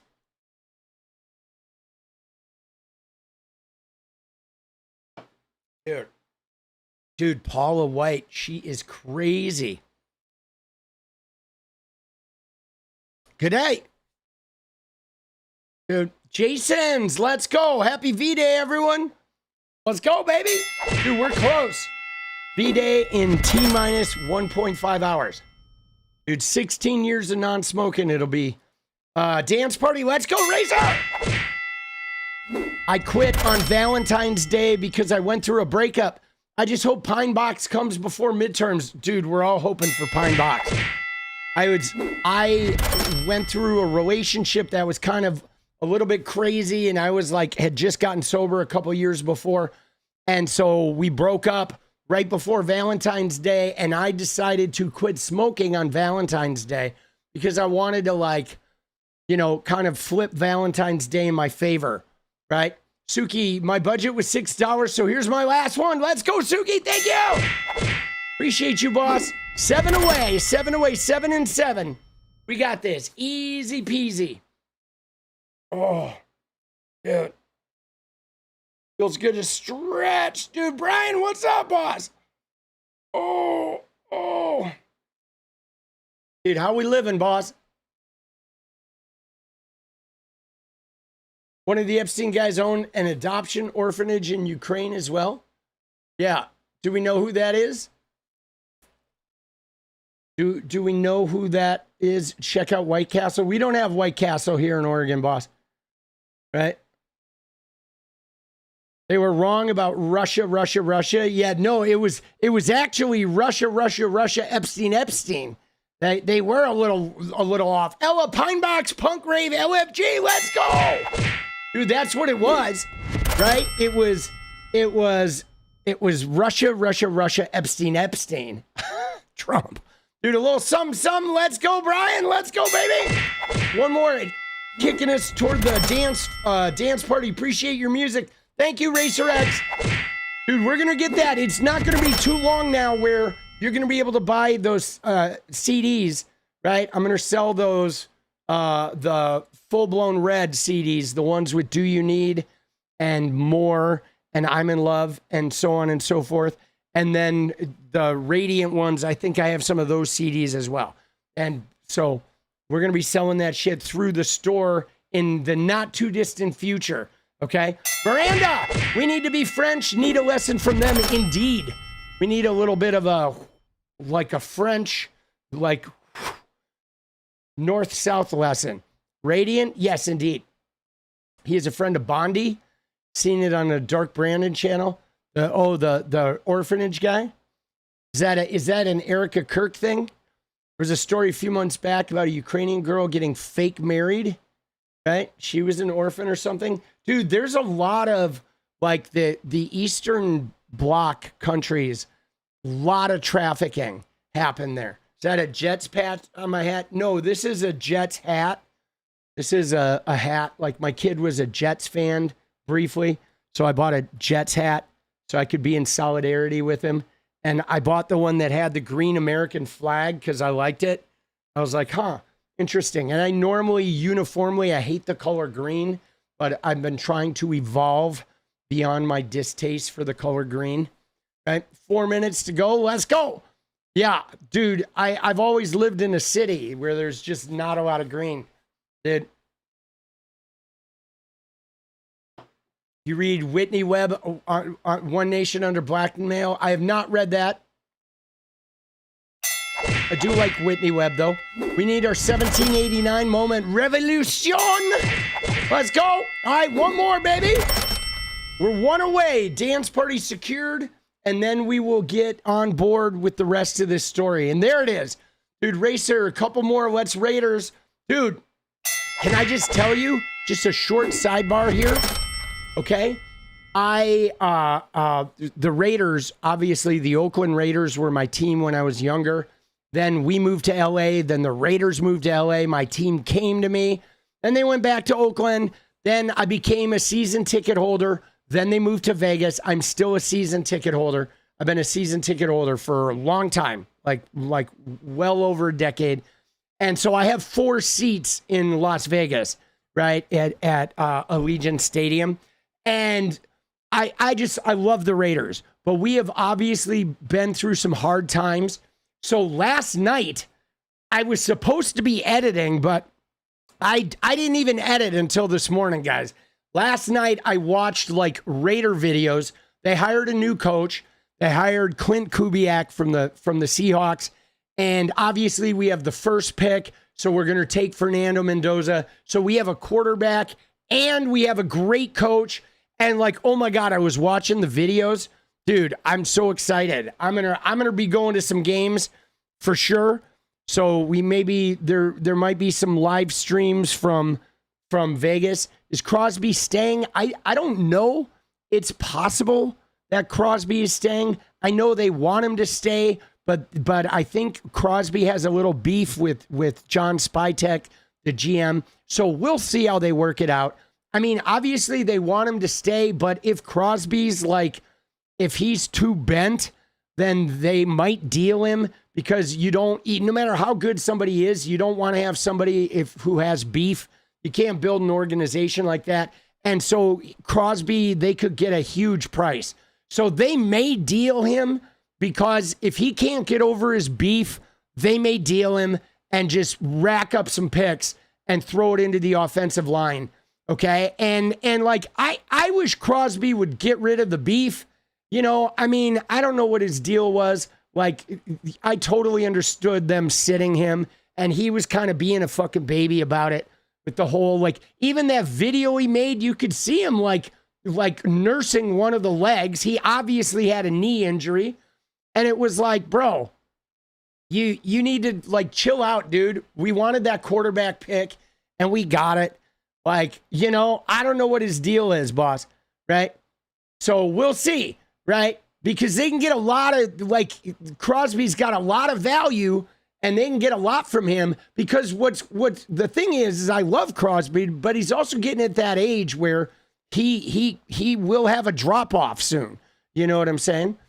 Why would you sit somebody who puts their heart out there? Well, I mean, it's real simple. The guy needed knee surgery, so there was no point in playing him on a team that was like 3-13. Right? So why take your best player who has a fucking knee injury and take a chance that the guy's going to tear an MCL or something? You know what I'm saying? Like that's stupidity when you can sit him and get the number 1 draft pick. I mean, it's a no-brainer, dude. Right? It is a no-brainer. Right? Max Crosby said he talked to Dana White. Oh, shit. I don't know, dude. I just don't like that whiny shit. You know what I mean? That's my thing, is like, you're part of a team, right? And it wasn't like Max Crosby was approaching a record or something. It'd been different if he was like about to break the sack record or if he had something on the line. But the guy had nothing on the line. There was no record there. He had no bonus to get, and he needed knee surgery. So there was no reason to not sit him. And he was then crying about it. And so I don't like that. I mean, I love Max Crosby, but guys, I'm a team player. And so I don't like guys that get all fucking, you know, that get all like, whoa, let's make it about me. You know, I just don't, you know, do chaos cleaning. Let's go. Thank you for that membership. But so we'll see. I hope he stays. I really do. Dude, I really do. I hope he stays. Dude, DBO, let's go, baby. Raiders. I really hope Crosby stays, but he's got to, like, let go of the, you know, like, it sounds like he's got a little beef with Spytek. That maybe Spytek didn't tell him the exact reason, and so Crosby's, like, got a little beef. So we'll see. I hope they work it out. But if not, if they don't work it out, we'll deal him. And then he'll be bummed that he didn't stay because we're definitely on the way up. Dude, Ella, you crazy Ella. Let's go, boss. Thanks for all you and Jenny do. Thanks to the mods. Thanks to everyone who makes this community beautiful. Stay radiant, punks. Dude, we love it. I love the ideas. Stay radiant, baby. Let's go. Thank you, Ella. Let's go. That is huge, dude. Let's go. And we're going to give a Trumpy. Woo! Woo! Woo! Let's go. But yeah, no, I hope Crosby stays. But tell you what, if Crosby doesn't stay, he doesn't stay, right? We will replace him with a whole bunch of other shit. So we'll see. We'll see what happens. We will see what happens. You know, it'll work out, dude. Ella, let's go with the gifted membership. You guys crazy. Ooh, you wish you were born a Patriots fan? Dude, I will say, though, it was great. Like, Raiders fan, I mean, I got to watch 3 Super Bowls. Yeah. You didn't hear your 10 a.m. alarm because it was set for 10 a.m. Oh, shit. It was just going off. I was like, there's a fucking fire rain happening. Oh, sorry. Fuck, bro. All right, that explains it. Dude, I didn't wake up this morning, and I was like, shit, did I sleep through all my alarms? But I set them for 10 p.m., and so my shit was just going off. Whoopsie. I guess I was kind of tired when I set the alarm. But yeah, no, I got to see 3 Super Bowls, right? 3 Super Bowl wins, boss. It was nice. 76, right? When I was real young, and then 80 and 84. And you know, good shit. Good shit. All right, so that's our one little sidebar. Dude, I love fucking, you know, I love Crosby, and I hope he sticks, because the thing is, you know, when you do that jump thing where you're jumping to win a championship, sometimes it doesn't work out like that, guys. It can be very tricky, okay, because you can go to the guy who really wants to win the championship goes and like centers himself in this new team that is already an existing sort of cog, and sometimes it's a real stickler, you know, but Crosby is a hard worker. He's always the first guy in, the last guy out, and I respect it, man. I hope he sticks around, but I understand he's got to do what he's got to do, right? But I do hope he sticks around, you know. I just know that jumping into, you know, an existing team like that plug and play. Oh, there it is. Jesus. That plug and play does not always work the same way you think it's going to. You know, it's not as simple as just a great guy goes to an already great team. You know, it is like any player going into an already great team changes the chemistry of the team. And you can, in fact, add a great player to an already great team and have that team get worse. Like it happens all the time if the chemistry isn't right. So, but we'll see what happens. You know what's interesting, though, is I did see a rumor that like the Walker guy in Seattle, the free agent running back who was the Super Bowl MVP, that the Raiders might be interested in him. So that would be interesting to have 2, like if we had Gianti and fucking Walker, like 2 running backs. Oh shit, bro. Can you imagine? Oh my God, dude. That would be insane. Dude, you'd have them both, dude. Power runs, bro. Oh my God, you could dial up plays for those 2 guys. Like the play action would be ridiculous. There would be like dangerous play action on every single down. Dude, getting an extension in Seattle? Not if they wanted Max Crosby, he wouldn't be getting an extension. Dude, and he's a free agent. So he's going to go where the paycheck is, boss. Right? They lost their OC. Like Seattle might not be Seattle next year. Right? It's going to be crazy. Dude, you like Kenneth Walker? You like him? Let's go. We'll see what happens. Dude, we'll see what happens, baby. All right.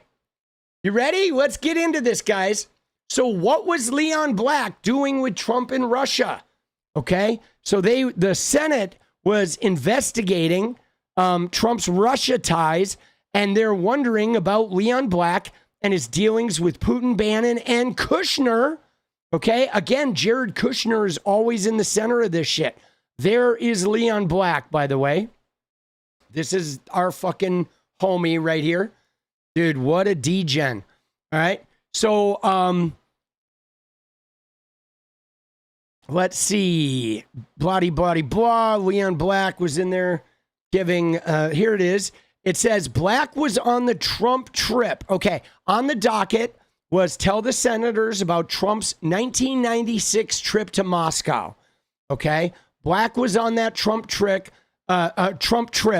along with David Giovannis and Bennett LeBeau, two men Black knew from his days as head of mergers and acquisitions at Drexel Burnham. Okay, the long defunct Wall Street investment firm. After Drexel blew up in 1990, Giovannis moved to Moscow in 91, working as a representative of LeBeau, the one-time corporate raider who was a longtime client of Black's, and junk bond king Michael Milken at Drexel. All right, in Moscow, Giovannis worked as LeBeau's representative, developing and investing in real estate, blah, blah, blah, for a Russian-American joint venture. Giovannis later worked for investor and liberal benefactor George Soros in Moscow, at Soros's and in London at Soros's private equity firm. I mean, dude, all of these guys, everybody, like all these wealthy guys are so like interconnected, man. Every time I get into this shit, I realize that like we should be taxing the ever-loving shit out of these wealthy guys. Like there should be no billionaires. Okay. Hold on. You guys want to see something? You want to see something? You talk about Mark Davis's hair. I got something for you. All right. You ready? Here we go. There it is. Dude, there's Tom Brady with Mark Davis's hair. There you go, baby. There it is, dude. Booyah. That is Tom Brady. He went in and said, give me the Mark Davis. Looking good, huh? Huh? Nobody does it quite like Mark Davis does. Dude, the guy's a billionaire too. Worst haircut you can imagine. I love that picture though. It's a good one. All right, it says also likely on the Moscow trip were Theodore Liebman, an architect, Matthew Calamari, a Trump bodyguard, and Howard Lorber, somebody who is now a Trump friend, CEO of LeBeau's Vector Group. Blah, blah. All right. So let's see. Giovannis was assigned to show Trump around town and take him to dinner. In his deposition, Black said that Giovannis had very good social skills, but was more junior, probably not as serious analytically. He said Giovannis, who Black had not spoken to in 15 years, knew the Moscow geography since he lived there. He knew various people, had various relationships, whatever that means. He cited specifically Yuri Luzkov, the mayor, and 𝗙ص𝗹𝗹𝗪, a Russian artist. He was always putting different people together with different people. He recalled various Georgian feasts at Tsereteli's place with loads of government officials who would come in and out of those dinners. There's a short video from the Moscow trip that surfaced last year, and a photograph shared in the Senate report shows Black and Trump together with Giovannis and Giovannis's then wife. That's this photo right here that we're talking about. Okay. And so obviously this is Giovannis, the guy who's like showing him around. Black told the senators he did not recall any compromising behavior during the trip. He also did not recall what was going on in the photograph. He said he did remember going to a concert with Trump and then to a discotheque where they met other people whom Black could not recall. Black, however, added that he and Trump might have gone to a strip club together. Dude, come on, bro. Like, you know what I'm saying? Dude, like might have gone to a strip club together. Like, dude, I mean, let's be real. If you go to Moscow with somebody, you're going to know if you went to a strip club or not, right? If I go to Europe and I go to a strip club, I'm going to remember it. But please, he can't recall who they met. I think we went to a disco. We may have gone to a strip club. Oh, we may have touched some boobies. Dude. The Senate report also mentioned Black's other ties to Russia, okay, from knowing Giovannis. Black reportedly met one-on-one with Vladimir Putin to discuss Apollo's plans for investing in Russia. So, dude, the cover-up is real. It is, Tony. It is indeed, boss. I see what you did there as well, brother. But so this guy, Black, is meeting with Putin. Okay, we got this Epstein, right? We got this crazy Epstein-Trump connection who's also meeting with Putin to discuss his hedge fund, you know, investing in Russia. Dude, let's go. Dude, MA, let's go. Thank you, boss.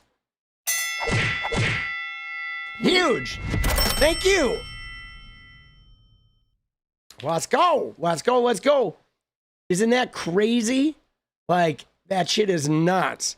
All right. So Black is meeting one-on-one with Putin. I mean, think about that, guys. Like, what kind of standing do you have in the world to get a one-on-one meeting with Vladimir Putin? Alchemist, yeah, please put that video in the Discord. Okay, I saw Deepak Chopra's name last night when we were looking at this.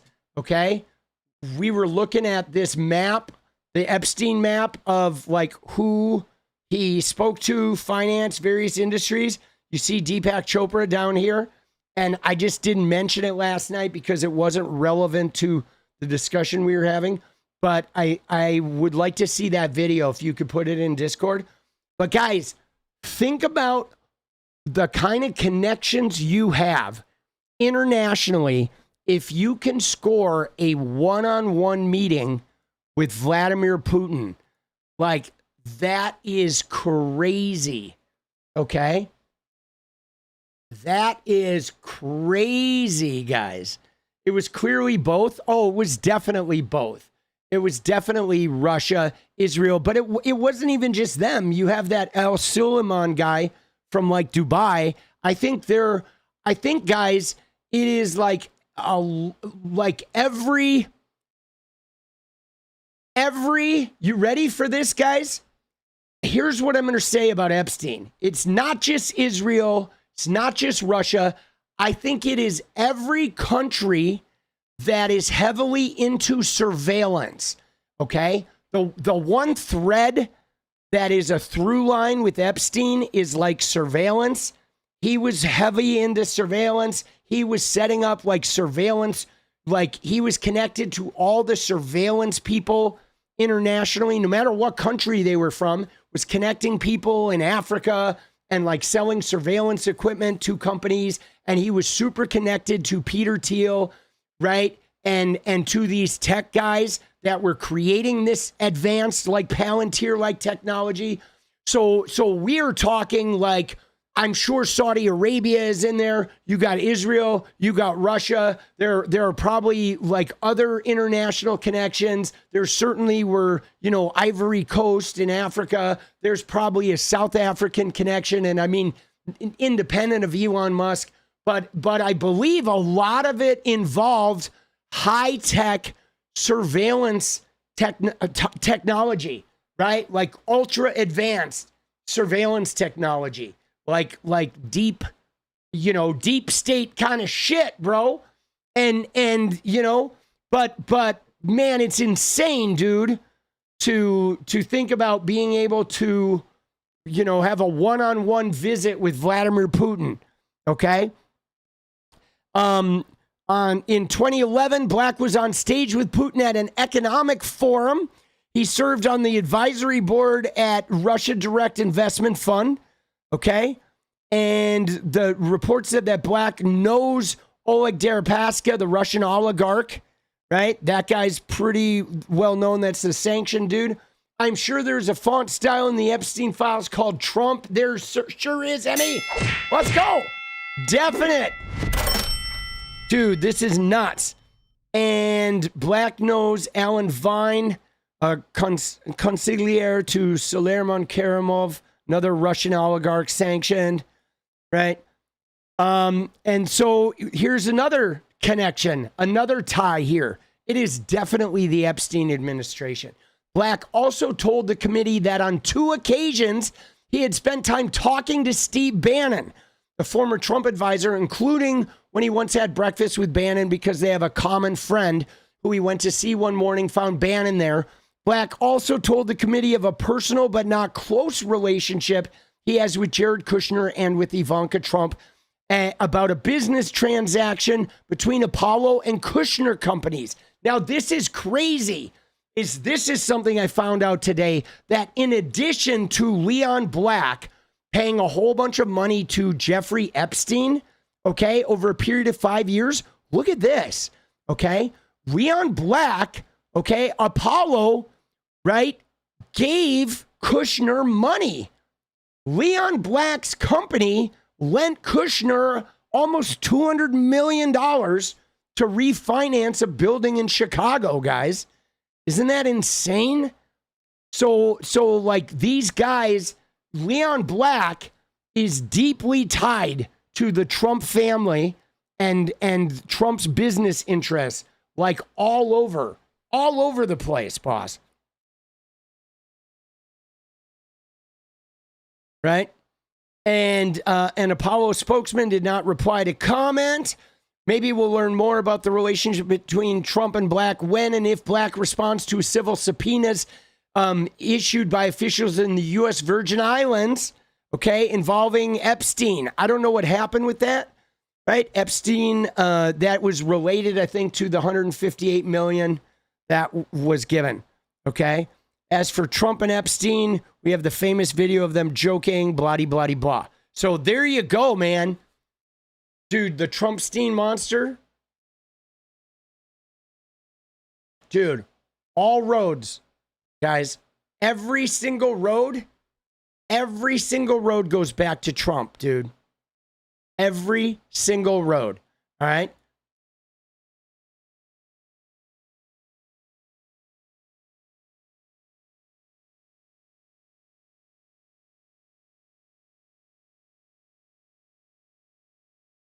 I do want to look at Trump's Epstein comments, okay? Because he made that comment yesterday. Because this shit is getting ridiculous, guys. It really is, dude. It is getting ridiculous. Let's find the fucking comment. Hey, there's me. Let's go, dude. This shit is blowing up, baby. I want to see the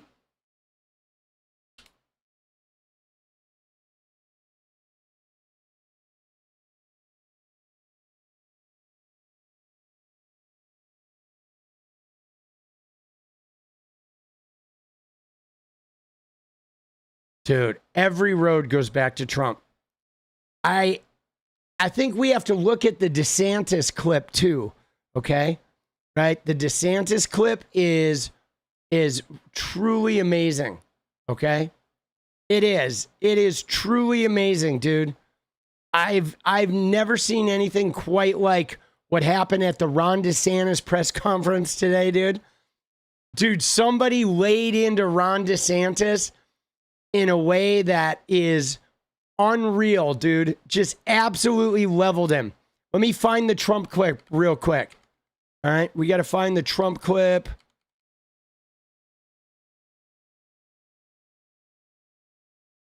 Dude, leveled Ron, dude. Dude, Ron DeSantis got kicked in the nuts. Oh my God, it's beautiful. Dude, and he was like arguing with the guy. Oh man.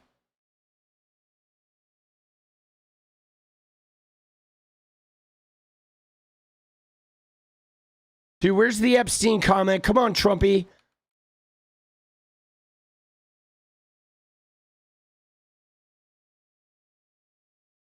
Where you at, Trumpy? Where you at, fucknuts?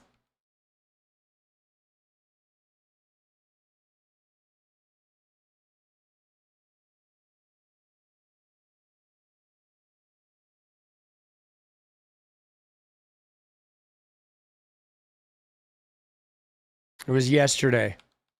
It was like on the tarmac, I think.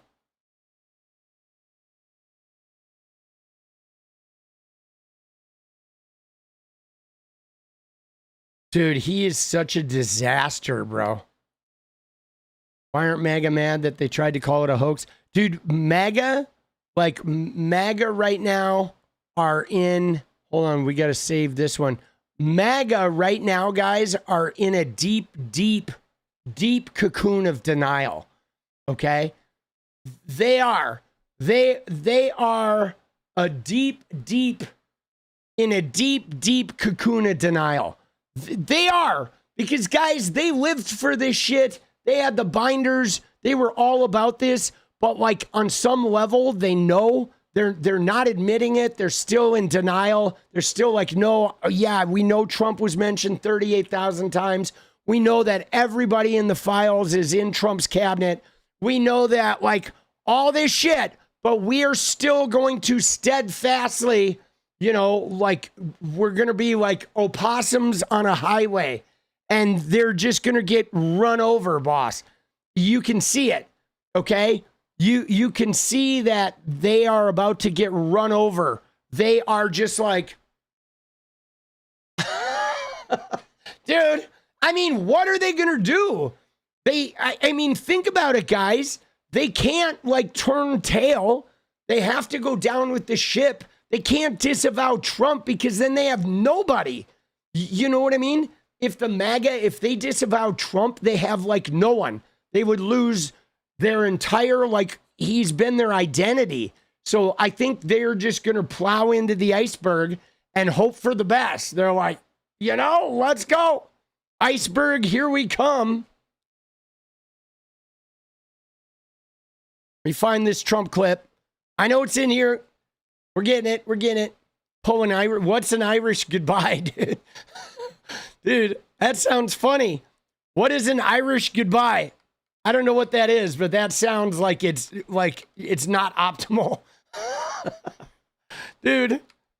Yeah, I'll take the old Irish goodbye. Give me the old Irish goodbye. When you slip, when you leave without saying anything to anyone, you just like, just disappear. Like 1 minute you're there and they turn around and like, where'd he go? Poof, he's gone. Dude, it's so funny. Dude, I've done the Irish goodbye many times, boss. Oh, shit. The old, like, just pop, like, poof out. I mean, sometimes, dude, if you know everybody there and it's like, oh, shit, I'm going to have to make a rounds. There's like 30 people. I'm going to have to try and extricate myself from every goodbye conversation. Sometimes you just need to pull the hood over your head and just duck out, dude. Just nonchalantly go stand by the back door and be like, woo, smell ya, dude. Dude, where is this clip, bro?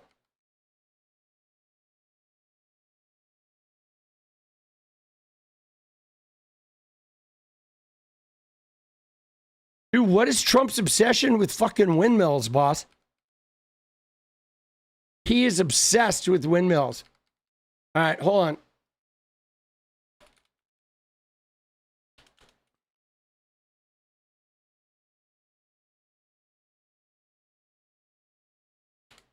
He called it boring, right?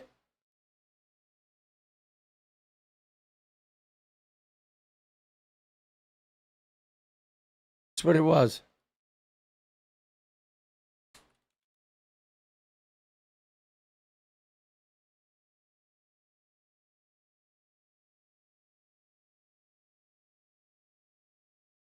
Oh, here it is. Yeah, no, that's the old one. Dude, did I see the old one? Nah, that's the old one. He just recently said something about Epstein, dude.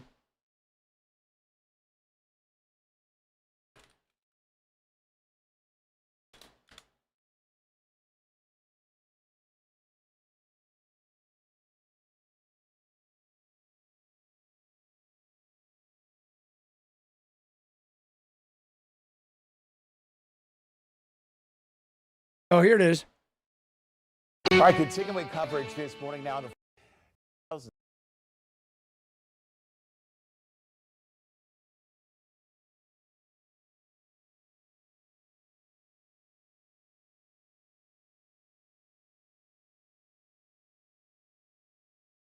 What the fuck, bro?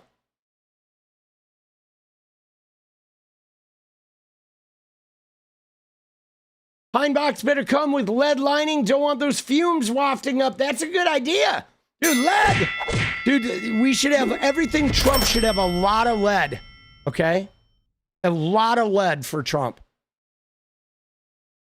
Man, dude, now I'm annoyed. Did I bookmark it? Maybe I bookmarked it. Dude, I am fucking annoyed because there was a clip of Trump talking about Epstein that was recent. Nope. Of course, I did not book it. I did not bookmark it. Son of a bitch. All right, dude, I'm going to give one more minute of search and then we move on. All right.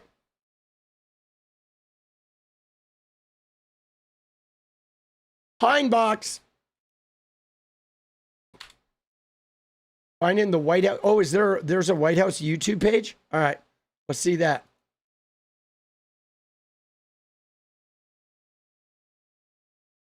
Do they put everything up?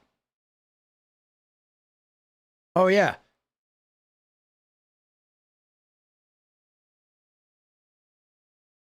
Yeah, I think this was it. 12 hours ago? So we just had very good. All right, let's see what we got here. Let's look at the transcript. And we're going to cycle through. No Epstein there.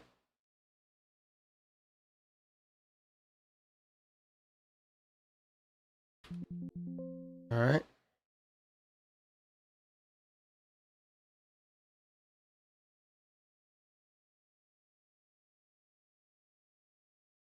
Maybe it was this one. Dude, Trump is so annoying, dude. God, he's so... Dude, every time I see him is like so beyond annoying, dude. Everything about Trump is just... Nope, no Epstein there either.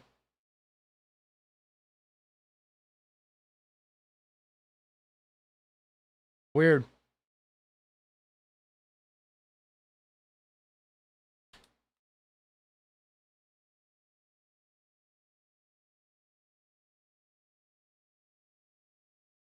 Hmm.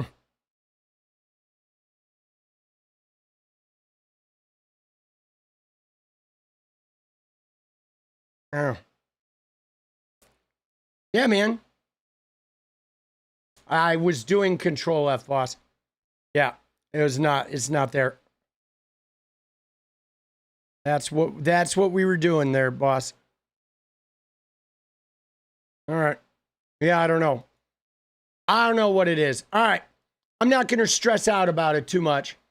Right? You win some, you lose some. All right? It was in the 11-minute gaggle, was it? All right.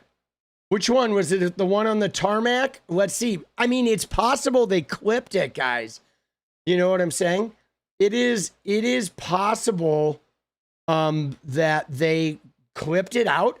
I mean, dude, I don't put anything past these guys. Right? I honestly don't. So the 11-minute one was, let's look at it. Where's that one? That's this one. All right. And you said it was near the end. Let's go. We'll go look. We'll open up the transcript. Sorry. That, like, I apologize. That was fucking, dude, it's crazy. I tried to shorten the word transcript and I fucking end up saying a slur, bro. Like, Jesus. Kill me now, boss. Yeah, banned. I am banned.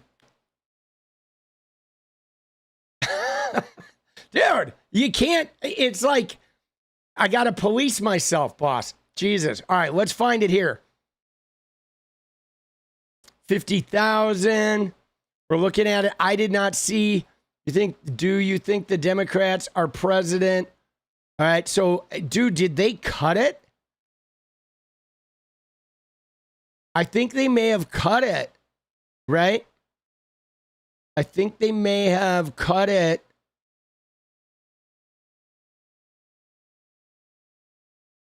Because there's no mention in here of Epstein.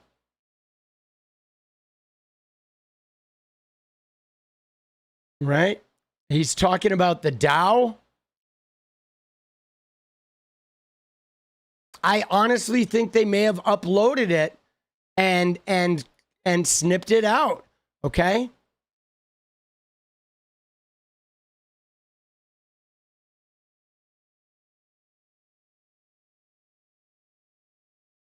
Dude, I swear. I think they edited it. Because I think it was that one.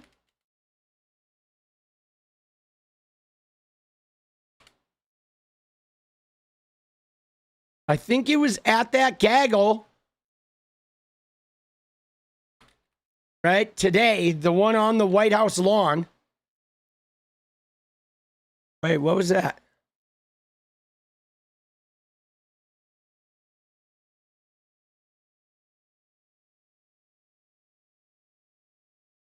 Oh, shit, bro. Dude, look at this, though. Right?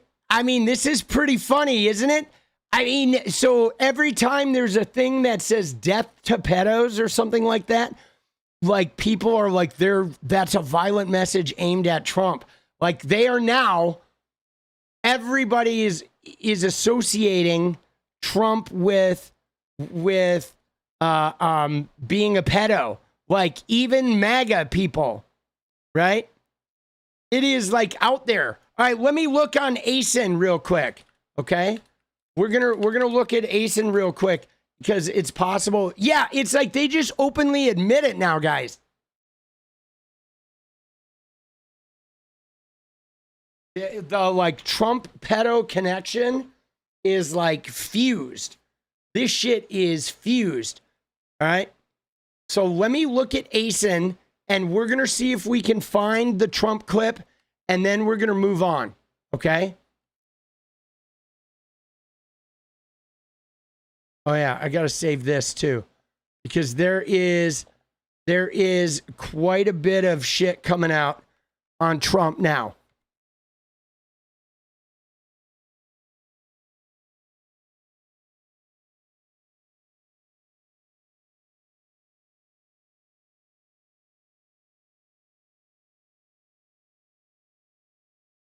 Dude, it was definitely on the White House lawn. All right, it was one of these, I think. I swear it was it was an outdoor one.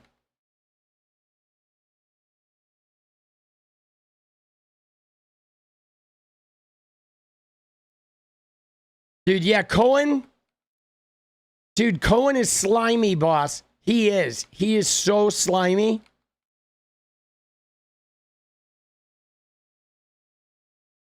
But I honestly think, guys, it was on that one.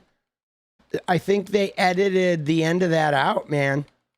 Or it was more than 2 days ago. I thought it was yesterday, right? But now we're going back a couple days. Maybe it was before Bondi. I could have swore it was yesterday, though.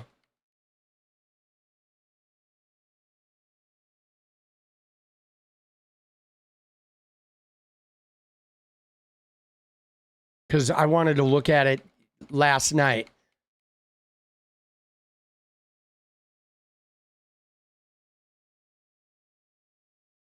No, it's all Bondi.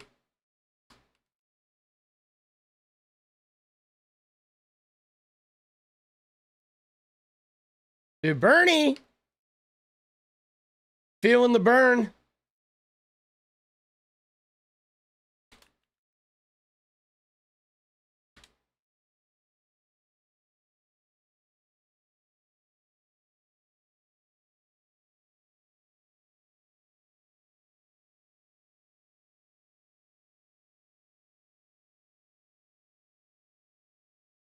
See that thumbnail.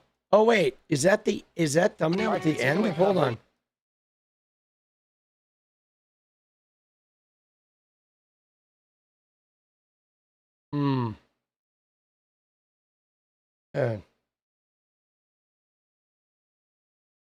Yeah, dude.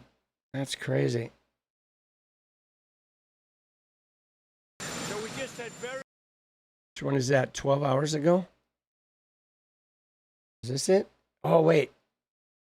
Yeah, no, this is the one we were looking at.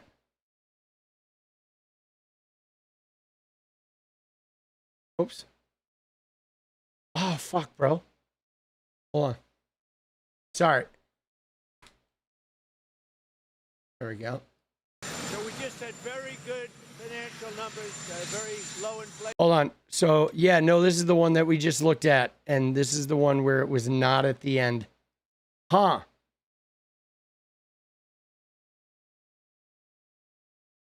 Let's see, like, how's it cut off here? Let's watch the end of this and see if they cut this. They may have cut this. Possible to do even within 4 years, and I got it in 1 year. Do you think Democrats? The economy is doing unbelievable. We right now have the hottest country anywhere in the world. Do you think Democrats are president? No. Yeah. Yeah, I don't know. I saw it on fucking passing on Twitter, bro. Disaster presser. I mean, dude, what is this shit? He's saying Trump is like, we have the hottest country. It's like, what is he talking about? Okay, like literally the chancellor of Germany was just saying, you know, it's time for Europe to decouple with the US. And he's like, we have the hottest country, but nobody wants to come here. Nobody wants to do business with us. Nobody trusts America. The economy is shit. The jobs are fucking just have been brutalized. It's hard as fuck to get a job. People are losing health insurance. Nobody has any money. Everything's more expensive.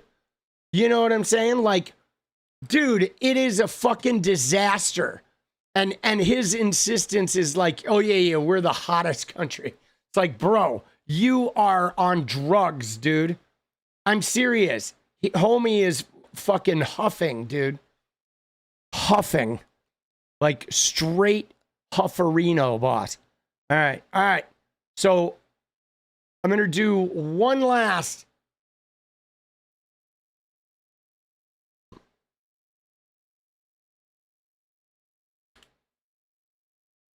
Dude, I know the world, see, here's the thing.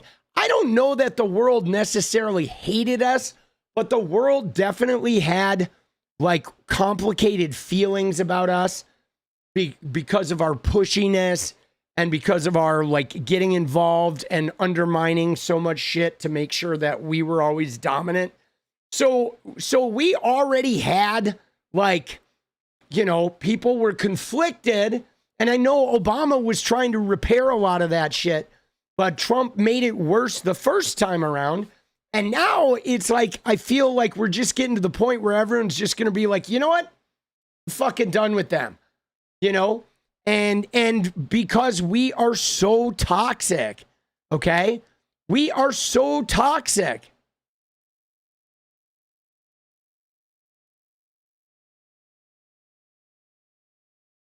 I mean, this is an old clip. That one, that maybe I just saw that. I really didn't think it was that one. That was Lutnick and him from July. Isn't that interesting, right? Like Lutnick, like let's just watch this though, just to think about where we're at now.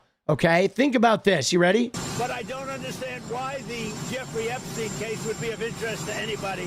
It's pretty boring stuff. It's sordid, but it's boring.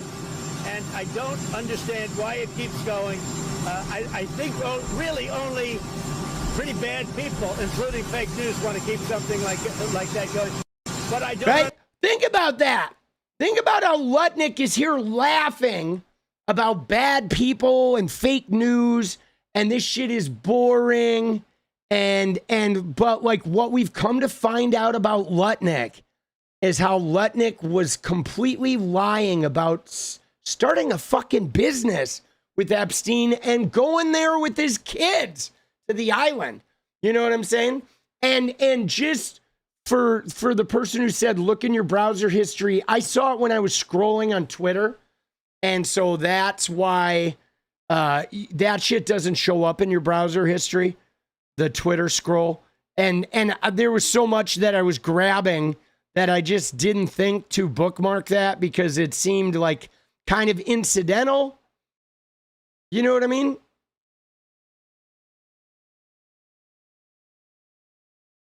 But let me just scroll through on my phone real fast and see if I see it, and then we'll move on. All right. I'm not gonna fucking shit the bed. Dude, yeah, the Lutnick lie is crazy because Lutnick, guys, Lutnick went out of his way, okay? Lutnick went out of his way to, right? Lutnick went out of his fucking way to have that interview with that woman to like, oh, I saw the massage table. Jeffrey was so creepy. I won and done. He went like out of his way, guys, to like make this whole story, to concoct this whole like I'm really innocent story. And in the end, we, you know, within 3 months, we find out he's a dirty liar. And there's like no ramification. Like, how is Congress? I mean, if our Congress was even remotely useful, they would be calling Lutnick in and grilling his ass. You know what I'm saying? They would be fucking grilling his ass and holding his feet over over hot coals. You know what I'm saying? And I mean, the fact that they're not doing that shit, the fact that they're not like holding anyone accountable, you know, is, I mean, it's a little depressing, guys. It really is. It's pretty frightening. And when you compare it to what they're doing with Bad Bunny, okay, right? You know what I'm saying? Where you literally have a situation like this where the House Republicans want to probe Bad Bunny's Super Bowl show, but they don't want to probe the Epstein situation. They don't want to probe Lutnick's ties to Epstein or Trump's ties to Leon Black or Leon Black, you know, acquiring Life Touch. They don't want to probe any of the men that like essayed teenagers, but they want to probe Bad Bunny's like song lyrics or whether he grabbed his nutsack during a fucking concert. You know, I mean, it's pretty low grade, dude. You know, when you think about it, like what are we doing? Like they're ready to arrest Bad Bunny for singing, you know? Is it on MTN channel? All right, let's go look. Oh, dude, maybe it was Midas that posted it. Let's go check them out. All right. Thank you for that, boss.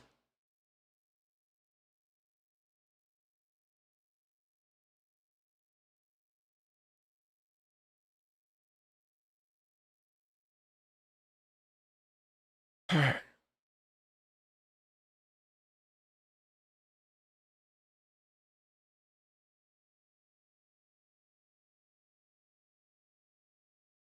Oh, right here. With the latest poll results. All right, let's see. Maybe this is it.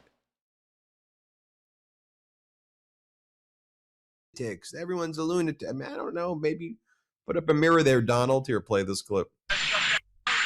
We're talking, but, you know, we have to protect law enforcement. ICE has done a phenomenal job. Border Patrol, we have a closed border for the first time in history. We have to protect law enforcement, our police, our Border Patrol, ICE, and others in law enforcement. And I'm very much, look, I know what they want. I know what they can live with. The Democrats have gone crazy. They're radical left lunatics. That's why their cities are so unsafe. The blue cities are the cities that are unsafe. So we have to protect our law enforcement. Which, of course, is false. There's now... Dude, what is he talking about? Is that not it? All right, hold on. Let's see. Have done that. We're dealing with them. And really, right now, they've done a great job. She's done. 𝗙•_𝗶𝗹𝗀🐬■'s done a Talking to Katie Porter. All right, we'll look at this transcript and fucking see. We're going to find it. Dude, we're on the mission, baby.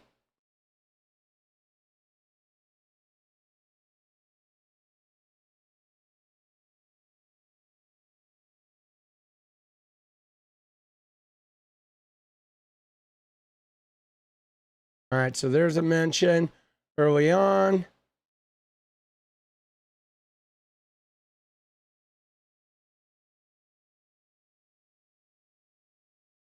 Okay, here we go.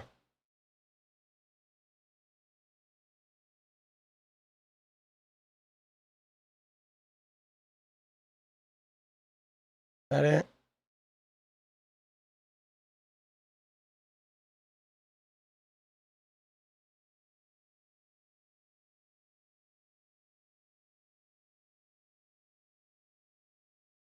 Oh, You saw what Pam Bondi. so I guess they're talking about it, but they don't have the fucking Trump clip. All right. Dude, I give up.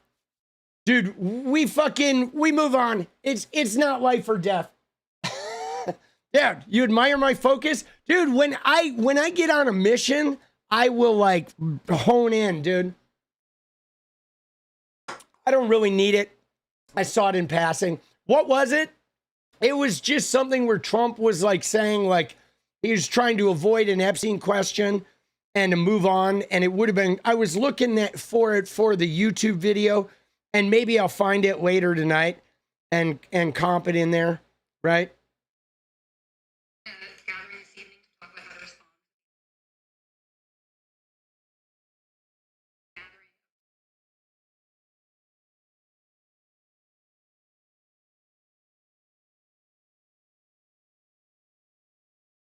And it's just something I saw in passing, right?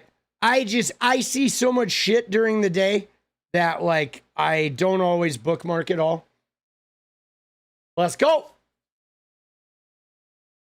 There's a UFC fighter said Trump fits the description of the Antichrist. Oh yeah, that was Bryce. What's his nuts?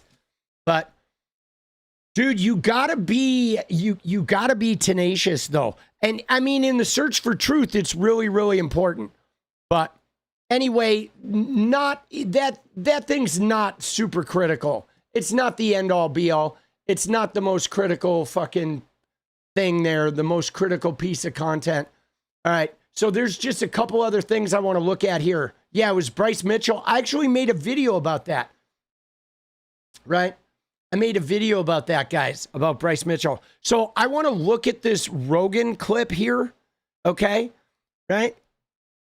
There's a couple fucking, like, a few Rogan clips that are obviously, like, there's a lot of weird shit going on, guys. And let me just tell you how I'm processing this, okay? Especially with Joe Rogan, okay? Because Rogan is sort of like, he's not fully like, you know, oh, Trump is in there and Trump is whatever broken. But you may have noticed with Rogan, he's opening the door a crack. And I'm seeing this not just from Joe Rogan, but I am sort of seeing it from some of these sort of ambivalent sort of media figures where they're starting to think that maybe there is a Trump smoking gun. And so they're starting to open the door a little bit. So if it comes out, they can be like, see, I've been talking about this. And that is really interesting because you have like the MAGA and the paid influencers online who are just like, Trump didn't do anything. Trump is innocent. But there are a lot of people that are now straddling the fence and they are like, well, you know, I mean, this is not adding up really. And they're just kind of opening that door a crack and they're not directly implicating Trump, but they are mentioning enough suspicion around the issue that it gives them room to switch camps and to make it look like they've switched camps for a while. To sort of, it's like they're distancing themselves from Trump's support, slowly but surely. And that's the thing that, like, see, at first, guys, I thought it was because they were like sort of playing the field, right? But now that it's the timing of it, okay? These Congress people are going and seeing shit unredacted. And then you have people like Lauren Boebert coming out on the steps of Congress and saying, there's people in there that should be in jail and Ghislaine Maxwell should get more time. So what I'm thinking is that shit is leaking. I think Congress people are seeing shit in the unredacted stuff, and then word is getting out, and it is like bleeding to these sort of connected entertainment people that really maybe there's some shit in there. And this is one of the things that, you know, Schuster months ago tweeted about how Congress knows there's some crazy shit in there, and this is all going to unravel, and it's going to destroy Trump. I mean, people have called this, and everybody said that, oh, you know, whatever, they're just clickbaiting. But I am starting to see a pattern of behavior where some of these broadcasters have now given themselves an off-ramp. They are giving themselves an off-ramp to the Trump train. And that's making me think that word is getting out. Okay? That the grapevine is sort of churning with, you know, that there's really bad shit coming. And so everybody's getting their off-ramp ready.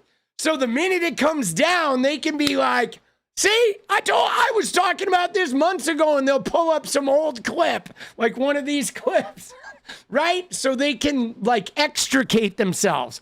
And I'll be honest, I think it's a good sign. I do. I think it's a good sign that like we're seeing this because there maybe some shit is coming down, dude.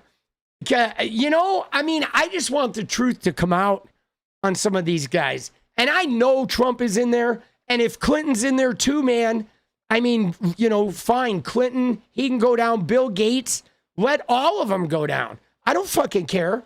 Elon, Peter Thiel, I'm down with the whole group can go down, you know? But let's look at some of these clips though, where Rogan, let's see Rogan, he's sort of designing his off-ramp right in front of us, boss. Why would your name be redacted if you're not a victim? Like, this is what's crazy about all this. Like, how come you redact some people and you don't redact other people? Like, what is this? This is not good. None of this is... Dude, all right, Joe, I'm going to let him finish, and then I'll answer his questions, because there is a method to their madness. Why would your name be redacted if you're not a victim? Like, this is what's crazy about all this. Like, how come you redact some people and you don't redact other people? Like, what is this? This is not good. None of this is good for this administration. It looks fucking terrible. It looks terrible. It looks terrible for Trump when he was saying that none of this was real. This is all a hoax. This is not a hoax. No like, did shit. you not know? Maybe he didn't know. Dude. Charitable. Maybe he didn't know. Like, dude, what the fuck is Rogan doing, This is bro? definitely not a hoax. And if you've got redacted people's names and these people aren't victims, you're not protecting the victim. So what are you doing? Right. And how come all this shit is not released? Like, you would think that all of it would just, like, get rid of all of it. Just expel it all. It's crazy. So this is the conspiracy that drives me the most crazy.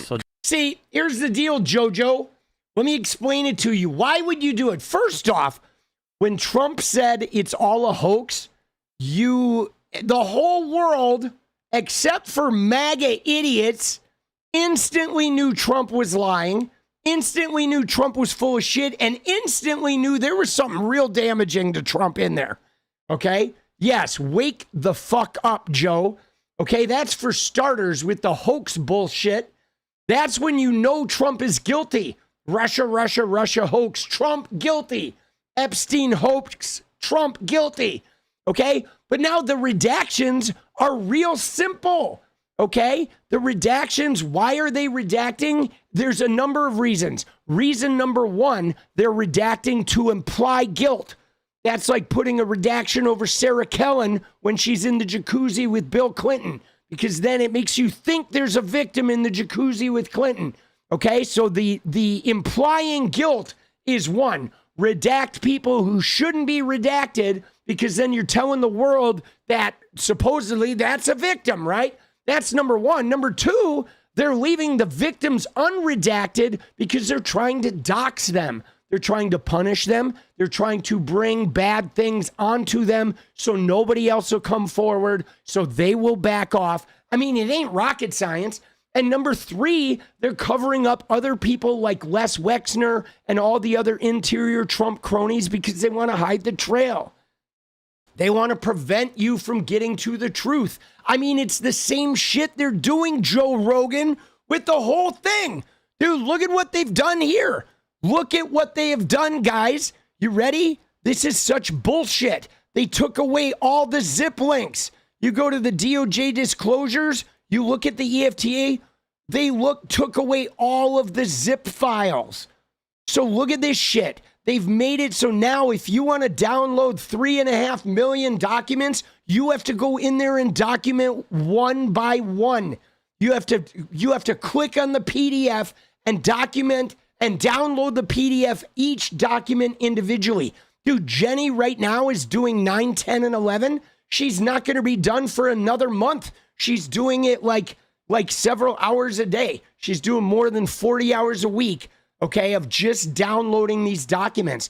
And so what they've done, guys, is they've made it so you have to download them individually, okay, one by one. And what's more, though, okay, what's more is they added the age verification and they added the I am not a robot thing, and those pop up periodically, okay? So you can't, right? Those pop up periodically so you can't fucking, like, if you use a script or whatever, people have been trying to script it and it's creating a huge problem. They're just making it more difficult to get this shit, okay? It is like obstacle after obstacle after obstacle, right? Isn't that nuts? Dude, it is so crazy. It's so crazy. And they do really weird shit. You ready for this, guys? They do weird shit by, like, there's infinite number of pages and they recycle, like, you'll go like 20 pages and then all of a sudden it'll go back to the beginning and it'll do a repeat of the first page for like 10 pages and then it goes back. I mean, they've literally made it like awkward and cumbersome and filled with like pitfalls and shit to make it like so hard to get all this information. Like they are absolutely undermining the integrity of their release at every turn, man. You know, and then you got Joe Rogan over here saying, well, maybe Trump didn't know about it. Maybe he really thought it was a hoax. Dude, what an idiot. Dude, what an idiot. All right. Here's got another one, dude. Now here he's like fucking calling it demonic by action. So demonic by action. So whether or not demons exist, if they did exist, that is how they would behave. They would prey on children and torture children. Dude. And there was the one where if they did exist, there was a suggestion when a child was praying to Jesus that like there was a joke that someone should dress up like Jesus. Did you see that one, No, Jamie? I'm not watching this I don't stuff. even want to. Yeah. I don't even want. People send it to me, and I go, okay, because I'm for the most part off social media. But every now and then, someone will send me something that I have to look at. I'm like, oh my god. Yeah. And these are emails back and forth. There's one of them where Epstein says, "I enjoyed the torture video." No, that was 𝗙ฝุ่ who about the T video. That was 𝗙ฝุ่ who said that. Bro, dude, Rogan. Oh my God, dude. Rogan, here we go. Is this the other one? So we know Sultan Ahmed bin Yes. Sulayem sent the torture video to Epstein. This is in 2009. So Epstein was saying that. Where are you? Are you okay? I love the torture video. Jeez. I am in China. I'll be in the U.S. second week of May. Dude, watching Rogan, like I was laughing there, not about the torture video subject. That's really gnarly. But I have to be careful how invested I get into the muck of this. Like personally, I'm like some of this, I guess I am, putting up some barriers between me and what these people were doing. But watching Rogan, like, slowly get a light bulb on his head where it's like the light is flickering and it's trying to shine is like really hard. Okay. Because this guy is so like reluctant to like face reality, man. You know what I mean? He's just, I don't know if he's brain dead or what. If he's got a little CTE, but he really fights to like the light bulb can be just about to go on and he's like fighting it, man. What the fuck, man? And why is his name redacted? Why would your name be redacted if you're not a victim? Because they're hiding people, Joe Rogan. They're hiding people, Joe Rogan. Okay? Like, we had this sort of vague understanding, but when you see in the email, like, clear evidence that they're talking about children. In pretty obscene ways. Horrifying ways. So that was the thing that, like, even when I talked to Mike Benz about that, he was sort of incredulous about that. It's like, I don't think they would use children. It just doesn't make any sense if it got caught. But it just seems like, if Mike Benz was incredulous, I know. That's pretty big. I just don't think we really knew until we saw those files come out. Yeah. And then you go, oh, well, there's no denying it now. My position. See, this is frustrating, right? The way he says, I don't think we really knew until those files come out. But like, dude, for 20 years, there have been like 14-year-old girls that have come forward talking about this. They wrote fucking books about this. Like, it's like the fact that Joe Rogan, that you spent more than a decade just not listening to women because, of course, you're fucking Joe Rogan. You spend all your time at the UFC fight, like polishing Dana White's knob and Andrew Tate and Donald Trump's knobs. But like, these women have been talking about what happened to them when they were teenagers and young ass teenagers for 20 fucking years, bro. Like, the fact that you didn't know until you read the goddamn emails is only a sign of your own misogyny and cranial dysfunction, And like, bro, it is like, come on, man. We really knew until we saw. If Mike Benz was incredulous. I just don't think we really knew until we saw those files come out. Yeah. And then you go, oh, well, there's no denying it now. My position on it is completely shifted. I thought there's probably some really sick people that have an appetite for that, but I hadn't seen any real evidence for it until these files. And now I'm like, oh, this is demonic. This is clearly demonic. Okay, so thank you for saying that. I'm somebody who was raised a Christian. Dude, here we go. Thank you for making it Christian, so now I can lay some Christian knowledge on you. Went to Bible school and that kind of stuff as a kid.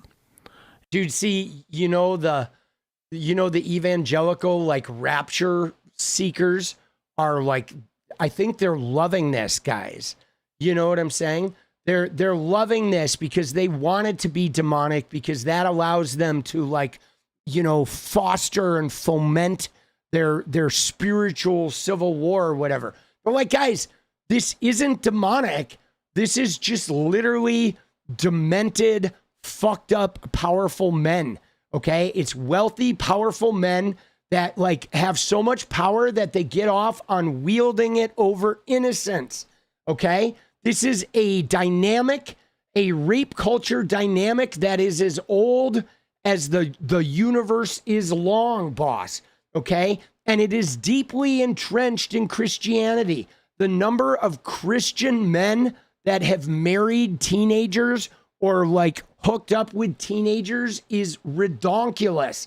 Okay. It is, I mean, literally these Christian states allowed marriage with girls of any age because of the, you know, the Christian pastor predilection for like, you know, preying upon innocence. You know what I'm saying? Preying upon innocence. It is evil. See, I don't like the word evil because it has biblical connotations. It's like, it's fucking demented and bad, but there's no such thing as evil. Okay. People just do terrible fucking things. Sociopaths don't fucking care.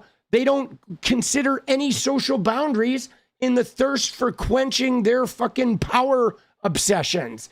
Okay. They're like, you know what I'm saying? They don't have any fucking feelings, these people that do this shit.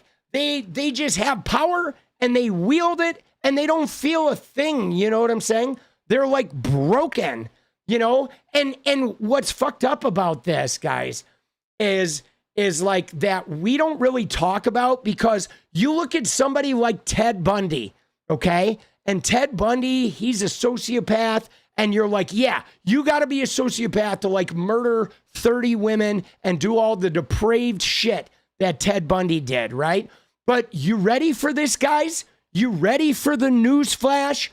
If you go and look at people like Trump and Palantir, like Peter Thiel, Elon Musk, you look at these guys that are billionaires that like wield all this power in these companies, they are literally all Ted Bundys.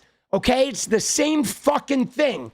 The same sociopath that creates a Ted Bundy is the one that creates a Donald Trump or a Jeff Bezos. Those guys that hoard all those resources and will literally kill their employees or starve them or fire 10,000 of them right before Christmas, they are sociopaths. They're the same guy as Ted Bundy. It's like if you are a sociopath, you either end up Ted Bundy or you end up Peter Thiel. Those, like Peter Thiel is like the socially acceptable version of the Ted Bundy sociopath. It's like those guys, those like power mongering fucking capitalist whatevers, those guys up at the top of the food chain are absolute sociopathic, you know? And like, that's why we're here. That's why this shit is involving all those guys, because those guys have always been sociopaths. And like I tend to look at it, guys. I tend to like, instead of the word evil, I like the word depraved. Okay. You know what I'm saying? Because the word evil has this whole, like, it's like they're possessed or they're other, like, not human. But that's the problem. The problem is we think only some type of evil, like, otherworldly creature would do this shit. When the reality is a lot of people that are addicted to power and money are simply depraved, okay? They have insatiable power desires, right? Even when they have $100 billion, they want 200 billion. They have 500 billion and they want 1 trillion. Okay. They are literally depraved, insatiable. Their thirst for power can never be quenched. And so they do incredibly nasty shit. Okay. They do. They have no fucking, like, they're not moored in reality at all, dude. They're fucked up, bro. Dude, it is some fucked up shit, boss.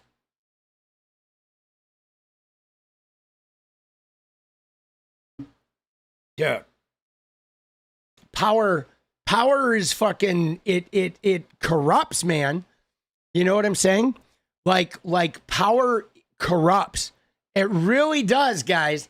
It can, like, you know, if you're already demented and then you get some power, like, you are like, you're going to just go off the rails, man. You know what I mean? I mean, think about that, though, guys. Think about somebody, like, you don't need $1 billion. You know what I'm saying? Like, just think about the way these wealthy people are. Like, if you get $50 million, you would think at that point you would just stop. I'm not going to work anymore. I'm not going to earn any more money. Like, I'm just going to sit and go hang out with my family or some shit. Or I'm going to go like fucking, jerk it in an island, on an island somewhere and hang out. You know what I'm saying? Like who at that point you have more money than you can even ever spend. And like these guys will like hoard and hoard and hoard. And the more they get, the more they want. And the more they get, they just like fucking, it is like, you could be a trillionaire and then you want to be a 50 trillionaire, right? It is crazy ass shit. But my thing, and I get it, everybody's going to use their own terminology, but I don't like the demonic and I don't like the evil tags. The reason being is because some of these guys, some of these sociopaths are evangelicals too. And what they're trying to do, guys, is they're trying to, it's like some of the evangelical, like pedo sociopaths are trying to create some type of like identity that there's a spiritual war so they can go to war against like an enemy that is unseen, this evil demonic enemy, when they're the ones that are the actual enemy. But they're trying to empower it as this like demonic thing so they can hide inside their religion as though they're not part of this. Okay, because if you make it demonic and evil, then everyone who's a Christian ostensibly is not part of this thing, right? It's like another weird way of like opting, like giving that Christian protection umbrella. If it's the devil and if it's demonic, then all the Christians are certainly not doing this, right? It's like, I don't know, man. They are definitely, the evangelicals are definitely trying to exacerbate this concept of a spiritual war here in America. And I think we really need to cut that shit off at the pass. Okay, we do, man. I'm really running out of patience for these fools, dude. Rogan let you do it. All right, so the last clip we're gonna look at two clips here, all right, that I want to check out.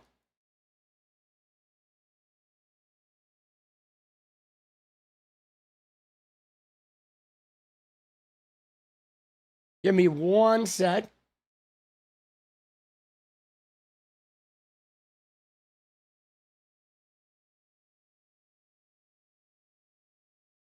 Sorry, fucking Epstein blew up our shit. There we go. Let me set it back to live chat. All right, there we go. There we go. All right, now we're back on. So, I want to look at two clips. All right, one of them is a Candy O clip, right? And this is crazy. Do we have enough time for these? 18 minutes? Yeah, I think we do. Hella agree. Laser says, the one thing Kyle does that I don't like, we call stuff satanic. It's made up. And the is thing wasn't an insult. I'm just autistic. Oh, it's all right, Laser. I didn't take that as an insult. Dude, don't sweat it, boss. You know what I'm saying? I have a lot of like because I'm a live speaker who, live streamer when I'm thinking about things as I go, right? I'm not like a politician who stands at a podium. I am talking for hours every single day, just sort of like moving from topic to topic while interacting with you guys. So we have hinge words, right? I is, that is, okay, right? You know what I mean? Everybody's got your hinge words, right? But so yeah, it's all good, dude. I don't take that shit personally. I got you, boss. I think some of the people in chat, though, were kind of giving you a hard time, though, right? Dude, people, I am a verbal processor. I discover my thoughts as I speak, right? So I have a lot of like sitting on single things. I didn't acknowledge your super chat. All right, where's your super chat? Let's find it. Where is it? Oh shit, it must be old. It says, Marisol said, just saying hello and Rogan is a moron. Let's go. Thank you for the reminder. And oh, I missed one by Ella too that said, wonder if Nutlick is snorting off a toilet seat like RFK. That man is always way too happy, nasty MFer. All right, let's go. Thank you, guys. Sorry I missed those. Excuse me. Oh, dude, let's go. So there's two clips we're going to watch real quick, okay? And, dude, these are funny. First one is the Ron DeSantis clip. Excuse me, guys. But you got to remember, guys, this is wild, okay? This Ron DeSantis clip is wild because, guys, this is deep red Florida, okay? What you're about to watch. This is Florida. And Ronnie down there, they have Florida like locked down, okay? Locked down in redness. They have disenfranchised all the voters down there. 𝗙𝗵𝗪 says Rogan needs to lead a manned mission to the sun. I'm into it, right? And in fact, guys, there was a bill that Florida passed. The voters passed a bill that said if you've been convicted of a felony and you've done your time, you get your voting rights back because they've been disenfranchising people by charging them with felonies for crazy shit. Like disturbing the peace or drunk in public, they charge you with the felony, you can't vote anymore. That's a serious tactic that they use in a lot of these red states. They prowl around and look for people that are people of color and they give them the fucking whatever, give them any type of sham felony they can. But so what happened was they had passed a bill that would grant people their voting rights back. And then DeSantis overrode it. He overrode it. He then said you have to pay the restitution first. And so now they have another loophole because now if they put people away for felonies, they can just give them some exorbitant restitution. And then they can guarantee people will never be, returning to their voting rights. They're just so devious. But anyway, this is a pro-Trump state in deep red Florida where they still care about the Epstein files, guys. And watch this guy. Watch this guy. Hey, what's up? Hey, stop. Get out of here. Get out of here. Get out of here. Get out of here. Get out of here. Get out of here. Dude, look at him. I'm going to leave the words up here so you can read along with it. Dude, this is in deep Florida. The guy comes in and goes off, dude. You bow down to a pedophile. You're an effing pedophile. Hey, what's up? Hey, stop. Get out of here. Get out of here. Get out of here. Get out of here. Get out of here. Get out of here. So you used to have the closed circuit. So you would go. Dude. Oh, man. Bro. Like getting called out. And you notice afterwards, though, he was like rattled, dude. He was rattled. He's like, get out of here. Get out of here. But if you listen to that guy, though, that guy, it wasn't a kid. That wasn't a young kid. But even in Florida, they are coming after these guys, right? Dude, he's getting an earful. This is going to be a problem for them. But the other clip that I want to look at is Candy O, guys. Okay? We're going to look at Candy O right here. This one is amazing. Okay? This is Candace Owens because we're still in the midst of TPUSA gate. Okay? And I think this is important. I'm a little like lean on how I introduced Candace Owens to this thing ever since she went off on those crazy conspiracy theories. Okay, because Candy is I'm not going out into conspiracy land with these nuts, but I still want to, use Candace Owens to help weaken and destabilize the MAGA movement, because I do think it's important, all right, that we still use her as long as she's staying somewhat rooted in reality. Okay. She went out there for a little bit, and when she goes out there, like way out there, I'm gonna pull back. But this I thought was interesting because, like I said yesterday, TPUSA is a terrorist organization. Okay, it is. TPUSA is a terrorist organization. They are domestic terrorists. Okay, Charlie Kirk drove 80 buses full of J6ers to Washington on January 6th. Okay, Charlie Kirk filled that audience. All right, then Tyler Boyer was a fake elector along with other TPUSA people. The TPUSA organization was part of the overturn the election fake elector scam. They'd been laundering money for years to Arizona State Senator Jake Hoffman, who was also a fake elector. Okay, these guys are not like a kumbaya Christian camp.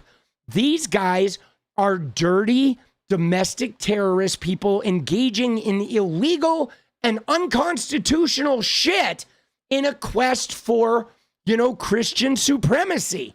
All right. And now that Erica Kirk has taken over, they're even more like out on the fringe. They're aligned with Benjamin Netanyahu. They're being even more militant. Like you saw what they did right away. They went after that transgender graduate assistant at the University of Oklahoma with that full necky setup. And they're sending people to various parts of the country to try and stir violence and shit at protests. I mean, they are in deep, okay? They are like deep. And they're trying to get into middle schools and high schools. They want to put a terrorist organization that is connected to these, Zionist evangelical billionaires in every school so they can try and manipulate kids from the youngest possible age to turn them into these creatures that think everybody who's not MAGA is a demon or some type of satanic entity. And so this is a problem, which is why, like focusing on this Kid Rock lip syncing shit, I think is really important.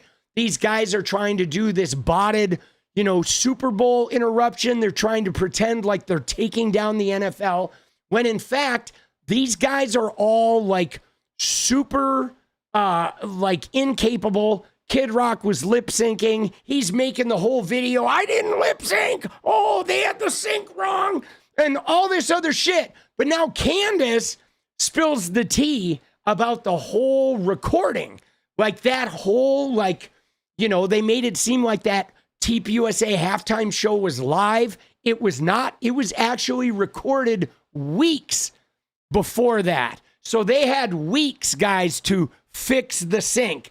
I mean, this whole thing is just an absolute con job, bro. Well, here's the reality of how this happens. The person said, sorry, blew out your ears. Well, here's the reality of how this happens. The person said, first and foremost, this was filmed, which we have already told you, and they've said 2 weeks ago, or weeks leading up to it, in Fayetteville, Georgia. There were actually only 180 people in the audience, and they used camera tricks to make it look like it was really filled. They were just moved around the room to make it look more full. And they had to do about 3 to 5 takes each on every song, except for Gabby. They said she got it done in 2. Dude, listen to that. They didn't even play the whole song, guys. They did multiple takes of the song and then edited that shit together to create like a good show. They moved people behind every time the camera was filming, like the singer, they would move a bunch of people back there to make it look like the space was full. Like this whole thing is as phony as their entire, whatever evangelical movement. It is all just fake. It is all more of the right wing, like trickery designed to make you think they are like big and popular and talented, and they're the silent majority, but the whole thing is concocted. It's all just phony, okay? Designed to try and eke power and to try and get access to the kids. They had no idea what they were signing up for. The majority of the people didn't even agree once they got there and were told with doing a split halftime show. A lot of them actually liked Bad Bunny. Is it Bad Bunny? Sorry. Yeah, Bad Bunny. I thought I said something else. It was over 2 days of filming, Monday and a Tuesday. They were kind of shocked that Erica was not present at all for that filming. They did not meet her. They felt like it was very weird. And they also thought that it was going to be a bigger artist because they were told that they were going to contend with the halftime show. And they didn't think that they were going to do that. Like I said, they're kind of, a lot of them were fans of Bad Bunny. And they were certain it was not going to rival that performance. Like I said, songs being played, performances 3 to 5 times so that they could further direct audiences, which they did, to fist pump and get excited. They told me they were very tired because these were 12-hour days. They were compensated $250 stipend for that. Dude, they paid the people, and then they had 2 days of like shooting to try and make them look like energized and fucking all into it. Dude, yeah, she knows his name is Bad Bunny. What the fuck is going on with these people? Out of food. On the first day, the food that was provided for them was Mediterranean food, which is just objectively hilarious for an all-American halftime show. And the second day, they gave them tacos. So I think Mexico won. Dude, the all-American halftime show having ethnic foods. Isn't that funny? Like, bro, it's so wild. I mean, you know what it reminds me of? It reminds me of that clip that was going around online. You may have seen it, where a guy who owned a taqueria like turned all the TV sets or whatever to the TPUSA All-American halftime show. And people were like, really? Like, dude, you own a taqueria.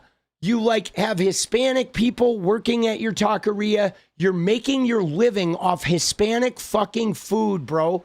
Your business is built on the back of the Hispanic heritage, and you want to turn off the halftime show that features the Puerto Rican guy who is like the biggest entertainment artist in the whole world.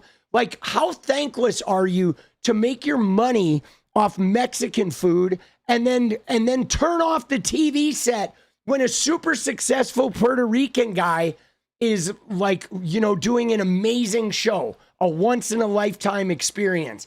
That is so like dirty. That is like dirty, like thankless, like you help me and I kick you in the teeth afterwards kind of dirty. It is like the lowest grade, like degeneracy I think possible. Yeah, absolute hypocrisy, but it's so brain dead. There was a holding room in between the takes, and they felt that there was no communication of why they were waiting for hours. Sometimes there were technical problems. They also had the performers themselves were late, and they were not told why. They were just kind of in this holding space, except for Gabby Barrett. They said that she was early, and she only needed to do her song twice. So she was the strong exception. They waited the longest for Kid Rock. I don't think that's that surprising. And that Kid Rock person who was the producing worst, this, some guy named Matt, was trying to get them hyped by saying, there's a little birdie that told us that Trump is going to be watching our halftime show. Like, you know, you got to like keep the slaves from revolting. Dude, Trump didn't watch the halftime show, by the way. Just, you know what I'm saying? Energy. It's going to be great. It's going to be amazing. And obviously, he also said to them that this is going to get more views than the Bad Bunny halftime show. And Nope. It's just objectively hilarious when you consider that Trump didn't even watch it. Because remember, this actually broke. It's this picture of Trump, and the Bad Bunny halftime show is in the background. He's at Mar-a-Lago. So I don't know who the little birdie was. Dude, yeah, nobody watched that shit, bro. Oh my God. Dude, nobody watched that stuff.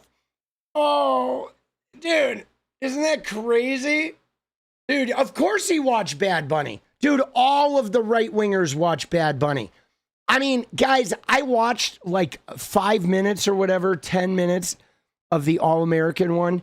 And those guys are just not very talented. it was like a regular club show with some lights, and you know, there was hardly any audience there. The whole thing was just so like pedestrian is the only thing I could think of. And a lot of those people are just not that talented. They're not. They're like, you know, they're like sweaty, right? Like meat overdosing, right? They got the meat sweats, that thin layer of grime on their foreheads, and they're just singing some shit about Jesus. Dude, that whole thing was just boring, dude. Just boring. But anyway, all right, that's our show for tonight, guys. Tonight's a short one, right? 3 hours. I got to get into the videos. I got to get caught up, right? Let's go, baby. Getting caught up. Yeah, drop a like, hit that sub button, turn those noties on. All right? Dude, yeah, nobody watched that shit. Nobody watched it. The thing's getting botted to hell. Oh, let's go. Dude, they're like, and they've been talking as though the NFL is like over, right? They have. They've been talking like the NFL is done. Dude, like Benny Johnson and all these fools are out there saying, you know, the NFL is over, right? Oh, wait, speaking of Benny Johnson, I think I do have a clip that I wanted to watch of his with him and 𝗙𝗏𝗏. Let me see if I got it.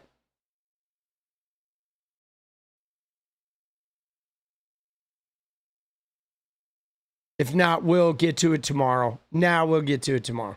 I'm gonna go dance. Dude, where's Beaker? Dude, Beaker is in Florida interviewing 𝗙𝗏𝗏. Dude, it's time. It's time for a little deja vu, baby. Oh.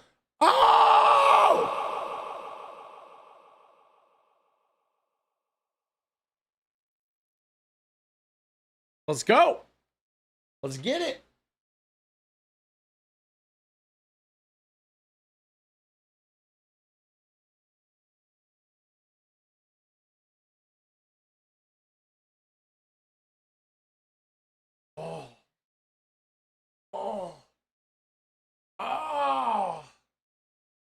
Time to stretch.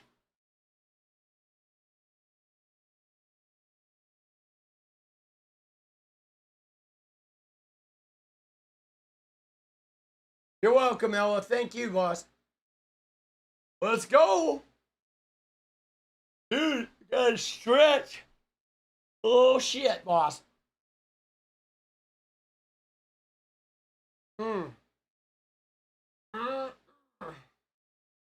Stretch that trunk, baby.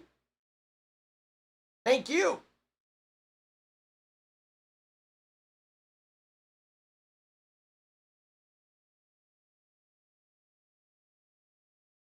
Great updates.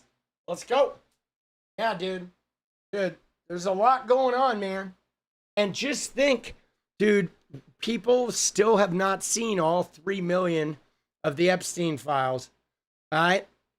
There's still a lot more to come, boss. And there's like millions more documents. Shit is nuts.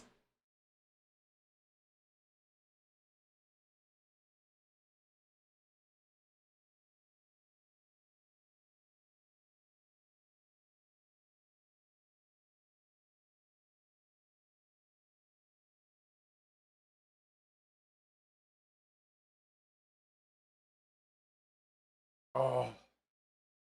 All right, you ready? Oh, shit. All right. Let's go. Let's get it. Checkity, check. Yo. Here we go. Little deja vu, baby. Little deja vu. Oh, here we go. Here we go.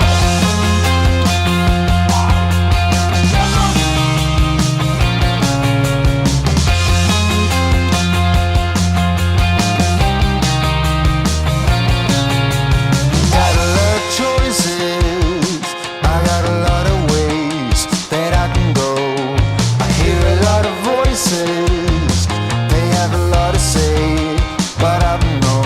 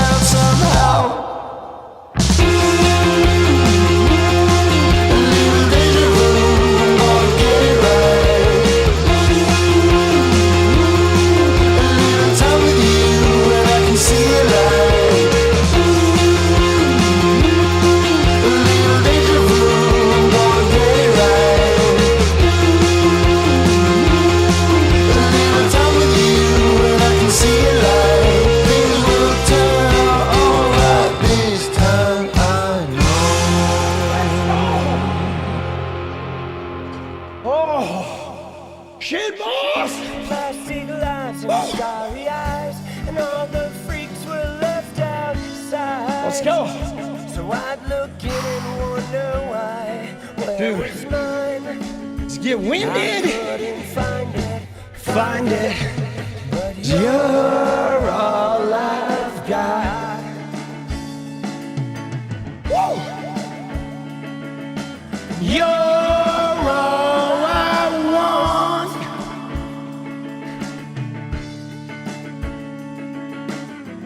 Some days it just seems like This we'll never be enough. Woo! All right, guys. most days It just feels like a struggle to catch up. Dude, I will see you guys tomorrow. All right? Fucking try to take care of your head. Dude, we got a long way to go, man. I can't believe that. This is a wonderful mess.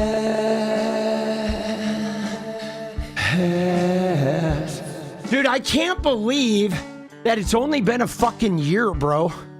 Like, there's been so much chaos. And let me just tell you, this election season is going to be daunting, to say the least. Because Trump, I mean, Trump is already, dude, you may have noticed, it's my little closing thought here. Trump is like, his back is against the wall.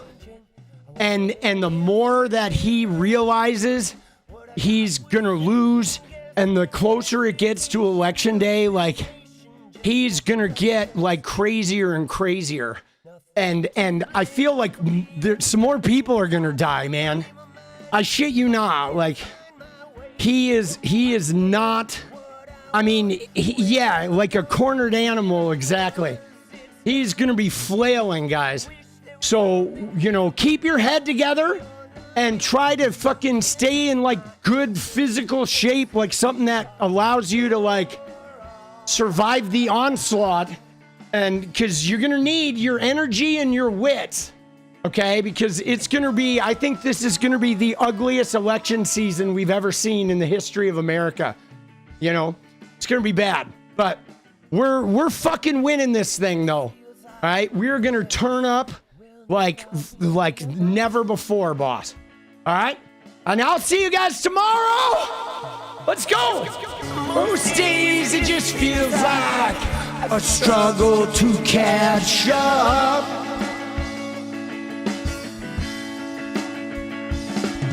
And I don't mind the day I find what a peace of mind you are.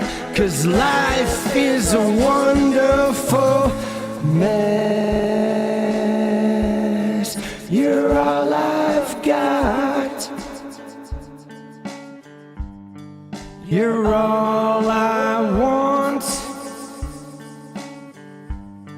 You're all I've got. All right, guys.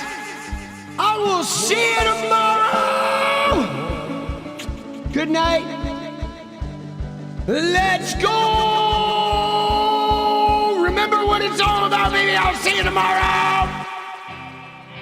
Do you need anything like I need you? It's over. Do you need anything like I need you?